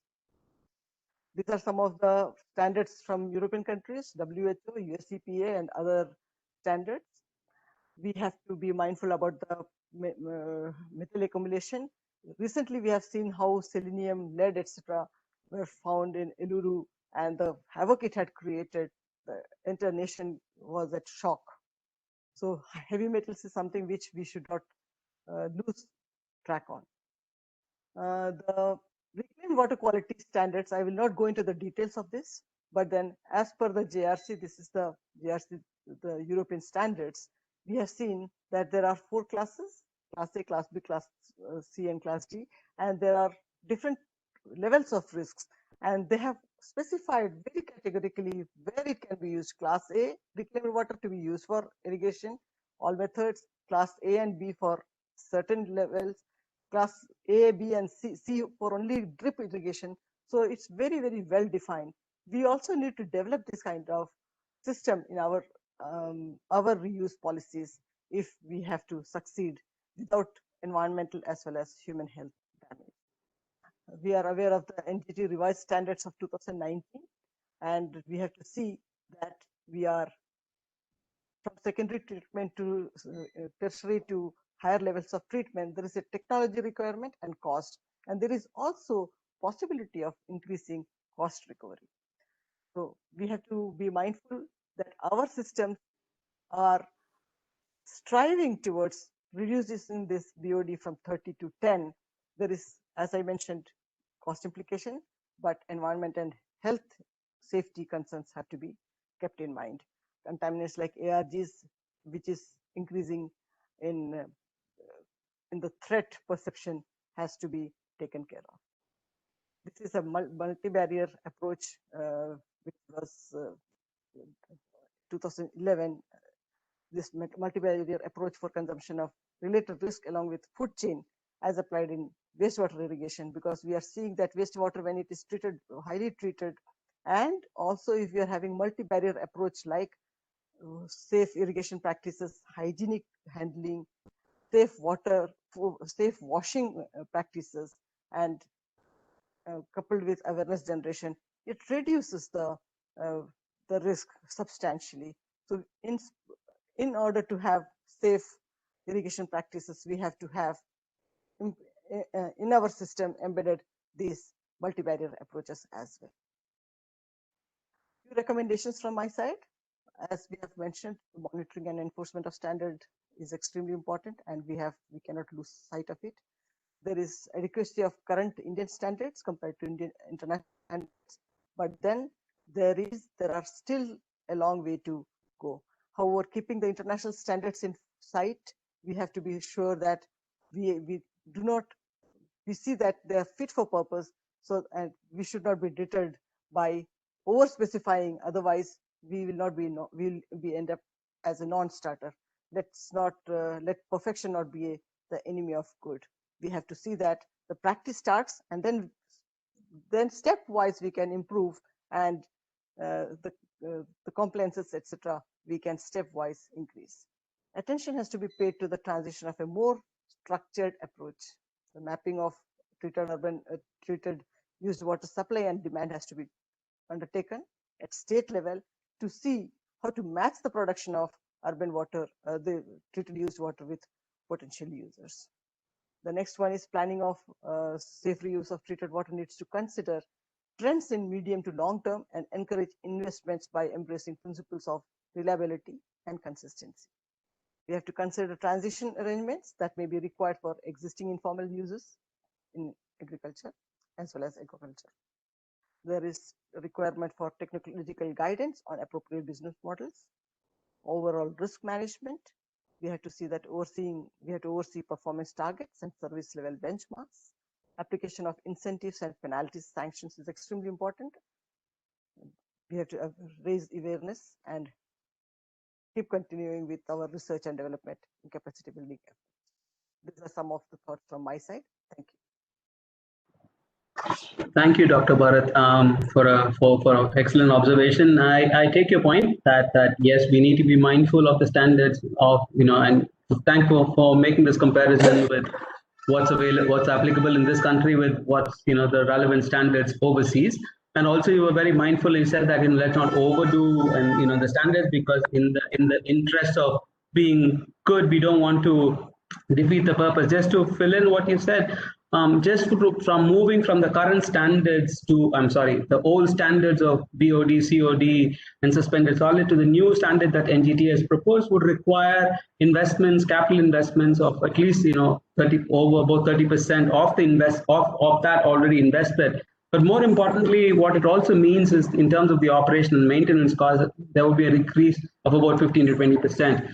So one needs to be mindful of that. In addition to that, also all this new standards and regulation that one needs, also the monitoring of that also adds on to the increased cost as well. So I will pause here and just ask Anjali, can we have some questions? Because I noticed we're already at 7:15.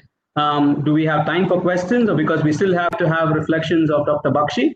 If not, then we will just pause. It's rather unfortunate that we can't have time for discussion, and move over to Dr. Bakshi for his reflection. Yes, Ravi, I think there is one question, one question we can take, which is already there in the chat box. and then over to Mr. Bakshi for his concluding remarks.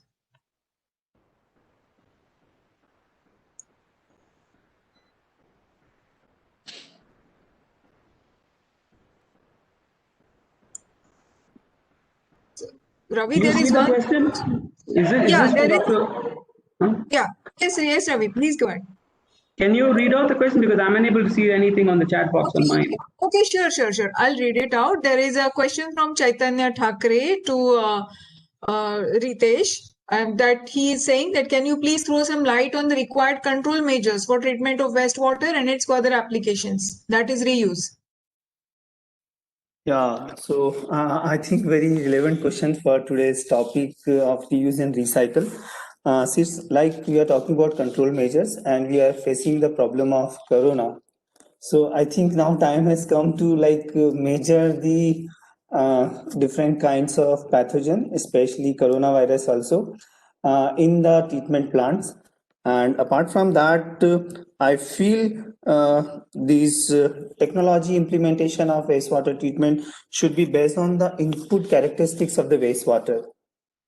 And another control point I just try to remember is disinfection, because those who are handling physically those treated water, so they are supposed to be safe from any kind of things.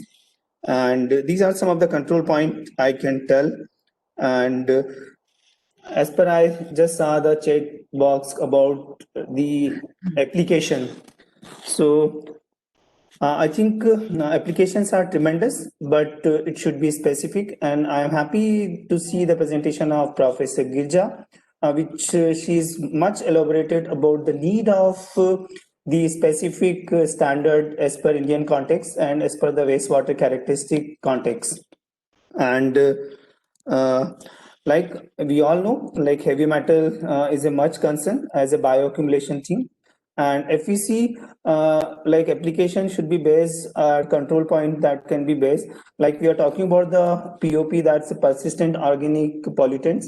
And nowadays the phenomena is coming, these cosmetics are also putting some additional contaminants in the wastewater and sewage. So all those need to be monitored. And with the help of online monitoring system, there is a need, but of course it's very challenging about to monitor the biological parameter, but no doubt about the physical parameter that can be monitored online. So this from my side. Thank you, Dr. Anjali.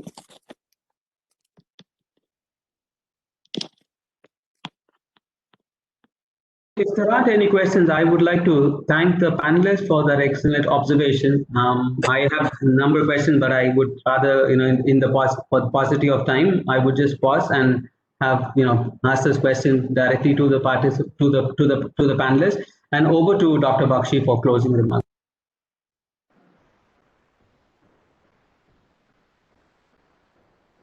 Yeah. So good morning, good day, and good evening to all the participants from the world.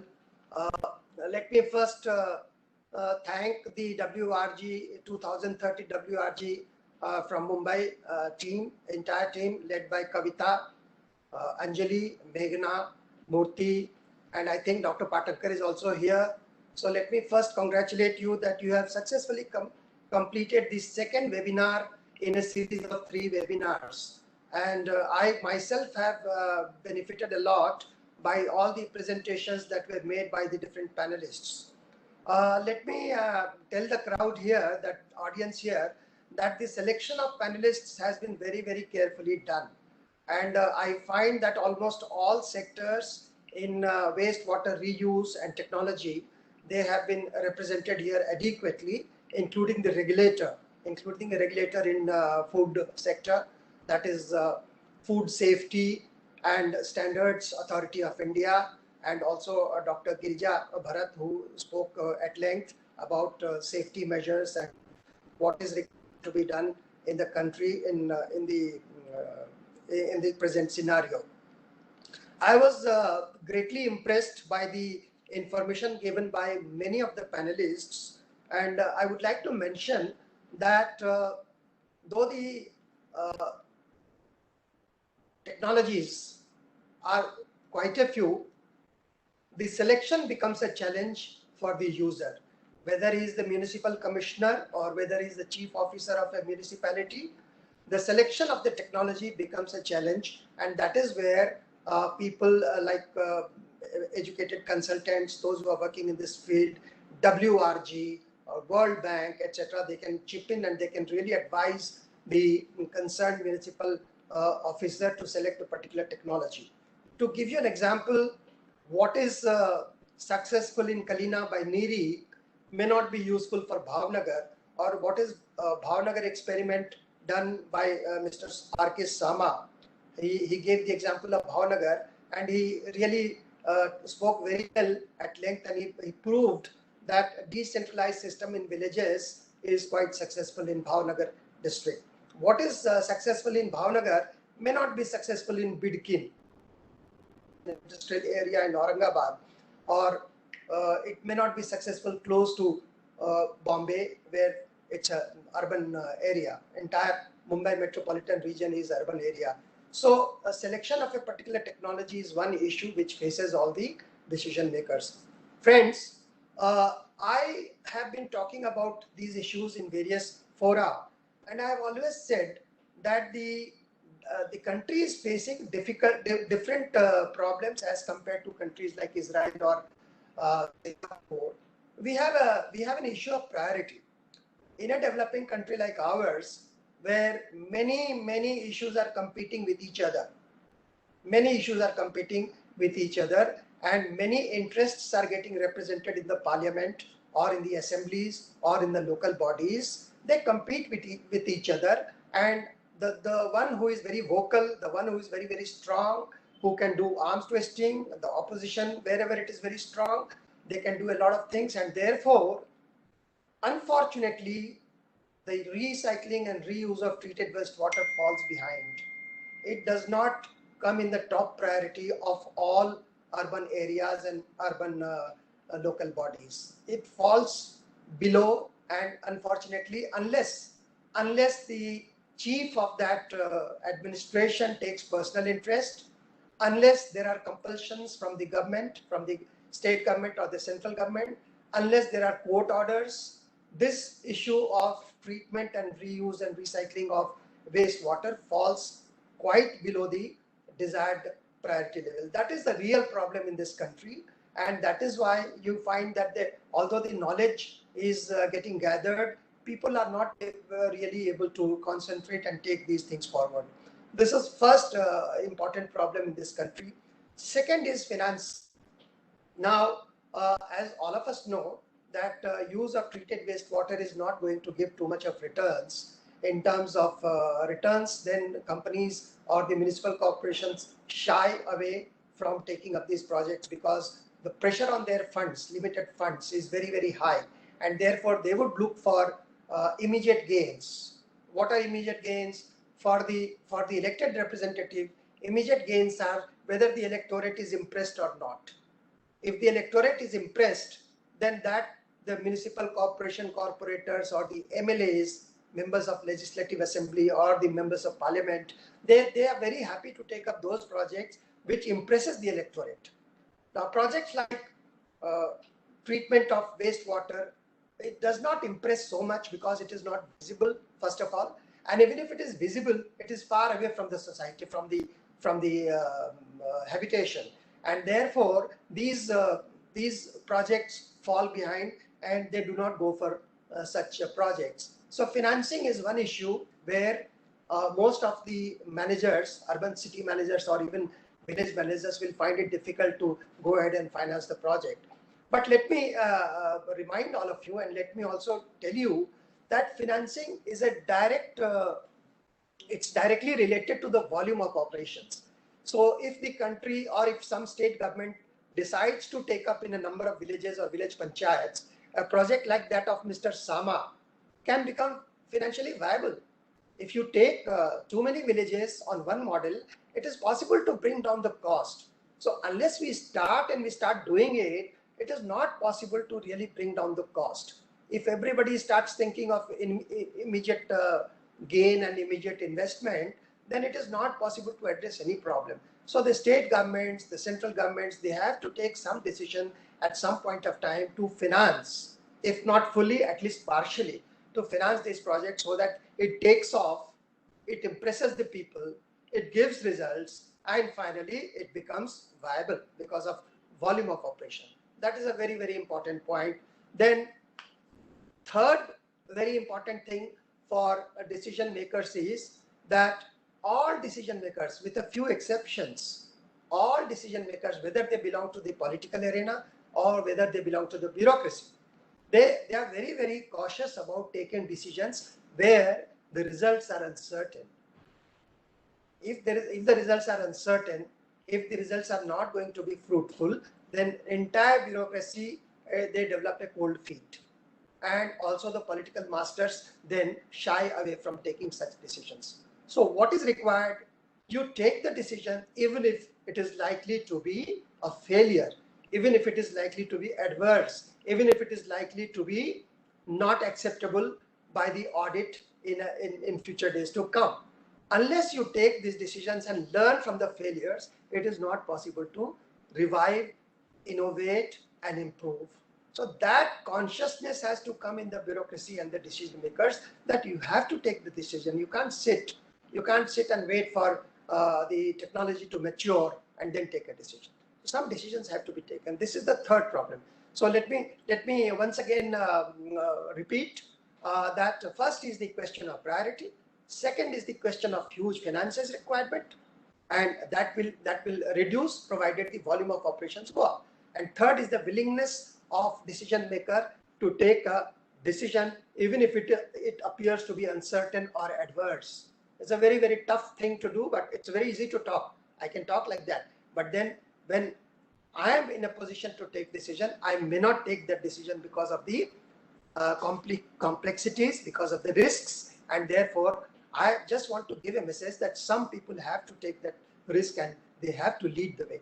And finally, appropriateness of the technology, which I just mentioned, that Kalina experiment or Kalina project, which has gone ahead from 2005 onwards, almost 15 years of existence of Kalina project by NEERI and Bhavnagar, or let us say Zalta, they are trying to do something, WRG is trying to do something with the Municipal Commissioner of Aurangabad and Collector of Aurangabad. These are different types of examples. So what technology is appropriate in which scenario has to be decided. So these are the 3-4 points which are very important for taking this issue of treatment of wastewater ahead.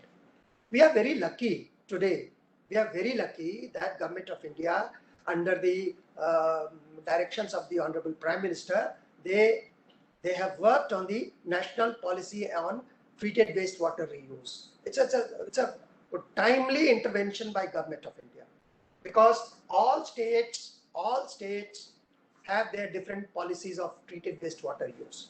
I'm sure Kavita must have collected all of them, and she might have even circulated to most of you. All states have got their policies for treated wastewater use. However, there is no uniformity in the policies. If you take up the policy of Maharashtra or Punjab, you'll find many areas which are contradicting each other. Therefore, what is required is a unified or uniform template at the Government of India level, which gives the confidence to the field officers and state officers that yes, this is what Government of India is saying, and we are very close to it, and therefore there is no risk in going ahead. So we are very lucky that Government of India has rightly intervened, and the national policy on treated wastewater use is going to help all of us in a big way.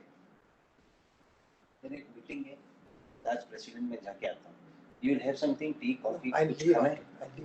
But kuch khana hai kya? It will take another 2 hours for you to reach. Sure. I'm sorry. Okay, you can take it. Yeah, I'm sorry. So this is one very important observation which I have made.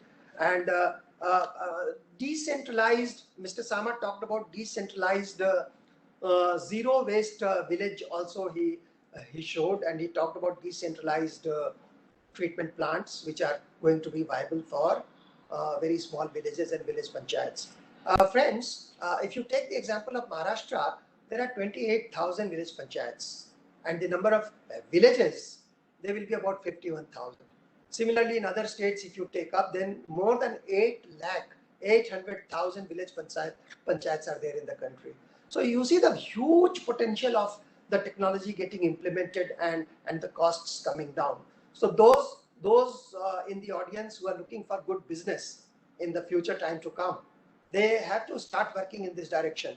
We are also lucky that immediately you are not required to put in your technology in the place. You have enough time to understand how the policy is taking shape and to understand and to prepare yourself to implement these technologies in different areas and also make good business at the same time, do a lot of social service. Mr. Gilad spoke about Israel, where he said that the almost about 1/3 or little less than 1/3 have in the world have no safe drinking or no access to safe drinking water. And if you take the this thing of no sanitation, no access to sanitation. If you leave out the common, that is something from the no access to water, safe drinking water, and some people from no access to safe sanitation or sanitation. Then also you'll come to realize that almost 1/3 to 40% of the entire world is facing this problem. This is a very, very important observation that he made, and he also told us that 4 things are very important in doing the treatment of wastewater and making the reuse of it. One is the capex, which I just spoke. Second is the energy. Third is the operations, and finally the maintenance. Maintenance, unfortunately, takes the last seat everywhere. You take any project in the entire world, and naturally India is very, very prominent in that. Maintenance of assets, maintenance of infrastructure, it takes the least priority in terms of allocation of funds, in terms of actual attendance or actual attention to that project. So there's the very 4 important things mentioned by Mr. Gilad, that capex, energy, operations and maintenance, they are very, very important, and we must keep in mind that in case you have to succeed, that these 4 things have to be attended to. The talk or the presentation by Morton, it's a very important and very, it was heartening to know that not just the treated water, which is getting used in agriculture or it is getting used in different usage, but the byproduct or the sludge which is getting created or which is getting formed, even that sludge is going to be finding a useful place. And therefore sludge treatment, sludge management, earning some money from the sludge sale, etc., is also very important, which is what we have from this conference of webinar of today. And it's a good takeaway that even sludge management can be very profitable in a city like, let's say, Thane. Thane city is very close to Mumbai. I remember when I was municipal commissioner of Thane, one big project which managed the solid waste, it completely failed because of the odor. Because all the localities nearby that treatment plant, they started opposing so much that ultimately that Thane Municipal Corporation had to decide to break away and terminate the agreement. Therefore, these issues are very important. Where is the treatment plant located? Is it acceptable to the people nearby? Is the price of the land going to go down? Is the odor a problem? Do people see some value in it? Are we surrounding it by some kind of garden, or let's say a series of number of tall trees where the view can be blocked and only fresh air can come out? Are we developing some garden around it, amenities like gardens, etc., which can be used as a public garden for people to come and visit in the evening, and notwithstanding that nearby there is a treatment plant? There are lots of things which can be integrated, and what is not desirable can become desirable. You have to work on it. You have to work on it and make a plan in the city so that the sewage treatment plant is surrounded by a number of rows of tall trees. So it blocks the view, it stops the odor, it provides you treated water for gardening or public garden where children can play, and therefore the land prices will also not fall down, it may go up. These are the things one has to think while locating the sewage treatment plant or even solid waste plant, etc. There was a very good presentation by Dr. Soumya Mukherjee about the IIT innovation which he has done, and I have been interacting with him on in various fora, and I have requested the municipal commissioner of Aurangabad to buy some of these IIT products and use CSR fund or use the corporation fund to put them in place and see the efficiency of these products. They're very nicely designed small equipment which can be used in thousands. For a municipal corporation of Aurangabad like corporation, it's nothing, it's peanuts. It's peanuts for buying these handheld devices and the other devices which can be used for locating the pollutants like copper. He talked about copper, he talked about mercury, and many other examples he gave. So it's a very nice equipment which he has designed, and I take pride that because I also have passed out from one of the IITs, I take pride that a sister IIT professor has done it, and I really congratulate him for having done this. Mr. Ritesh Vijay spoke at length about the NEERI research which has been done in treatment of wastewater and its reuse. I am sure the audience must have gathered a lot of knowledge from his talk, and it's a food for thought for all of us to think at length and find out as to what more can be done. You see, these scientists who are talking from whether from FSSAI or from NEERI, they talk with authority. They have the authority behind them. They have tested. They cannot tell you something which is not completely proved. You take it with 100% confidence that this is all tested. They are going in public domain. They are claiming that it has been done.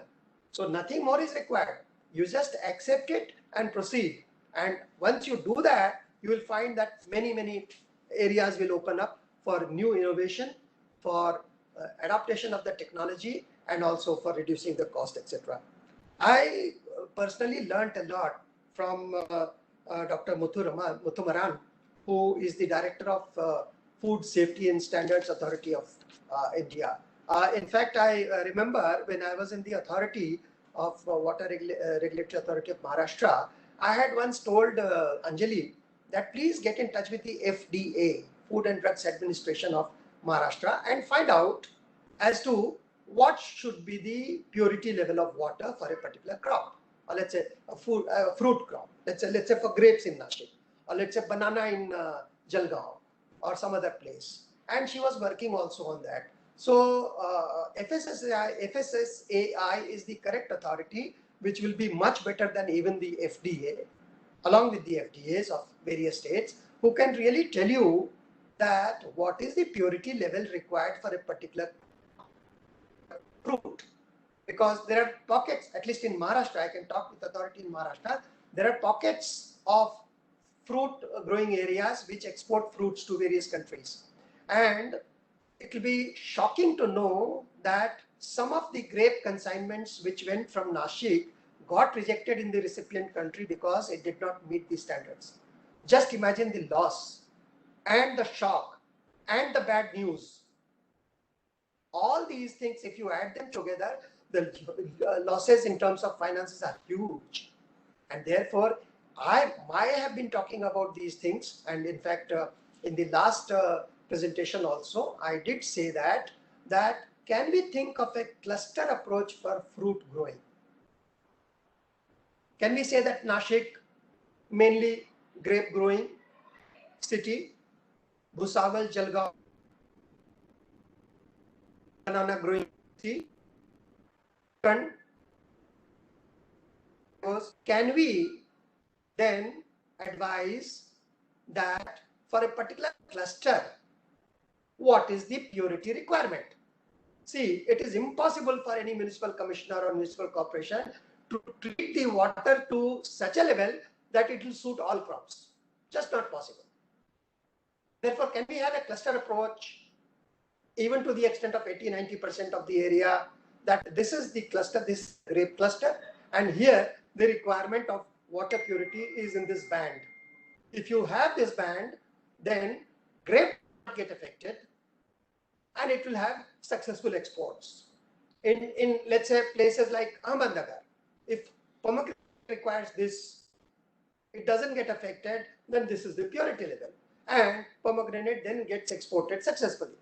So cluster approach is one approach where we can actually decide the bands of purity of water, treated water, and which can be used for using in that area on a larger basis. I don't say 100%, but say 70-80% of the requirement of the agriculture in that area can be met.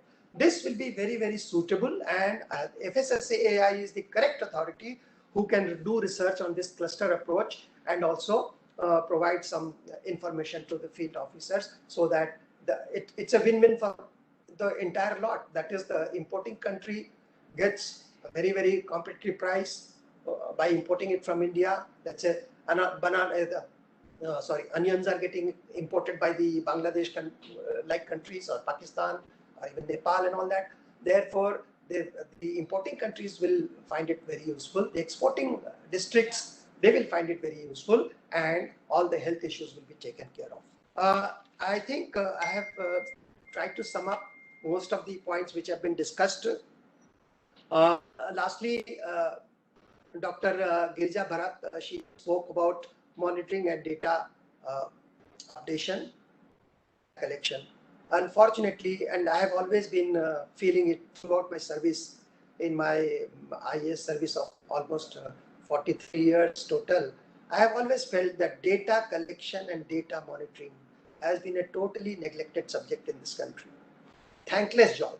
It's a thankless job. There is no incentive to do it. All people who are not desired elsewhere are sent to data side. And it has implications. All policy decisions, they depend on data. More accurate the data, more accurate likely to be the decision. If you don't have data, and if you don't have real-time data, then your policies are going to be quite away from the correct policy that should have been framed. And therefore, data collection, real-time basis, and data monitoring and analysis. These are very important points. I'm sure Dr. Bharat has made her point very, very strongly, and I'm sure those who are present here in audience, they will work on the data side also. There are some companies I know of some of them in Hyderabad. They are doing excellent work in data collection and data dissemination, as well as data analysis. You know, the Chief Minister of Telangana or even Andhra Pradesh, or they have total data, minute-to-minute data of all the water reservoirs in the state, which reservoir is filling up how much, what is the charge, where is it going, what is the rainfall data, all that is minute-to-minute collected. And I don't remember the name of the company, but that company has been recognized by the Niti Aayog also as one of the best companies for giving real-time data. What I'm trying to say is data is very important. Let us, in our enthusiasm to do good things and show up good things and good results and get claps, let us not forget data. That's very, very important. I think with these few words, let me again thank and congratulate the WRG team of Mumbai, because I am very closely associated. If Ajit is there, my regards to him. He must be staying in Delhi. So my regards to Mr. Ajit also, and all the team in Mumbai and all the participants who really spent 2 hours. See, Kavita selected the timing very, very carefully. Those who are keen to attend, only they will attend. Because 5 to 7 in India is leaving time for going home, 5 to 7. And whereas in extreme west, it is early morning.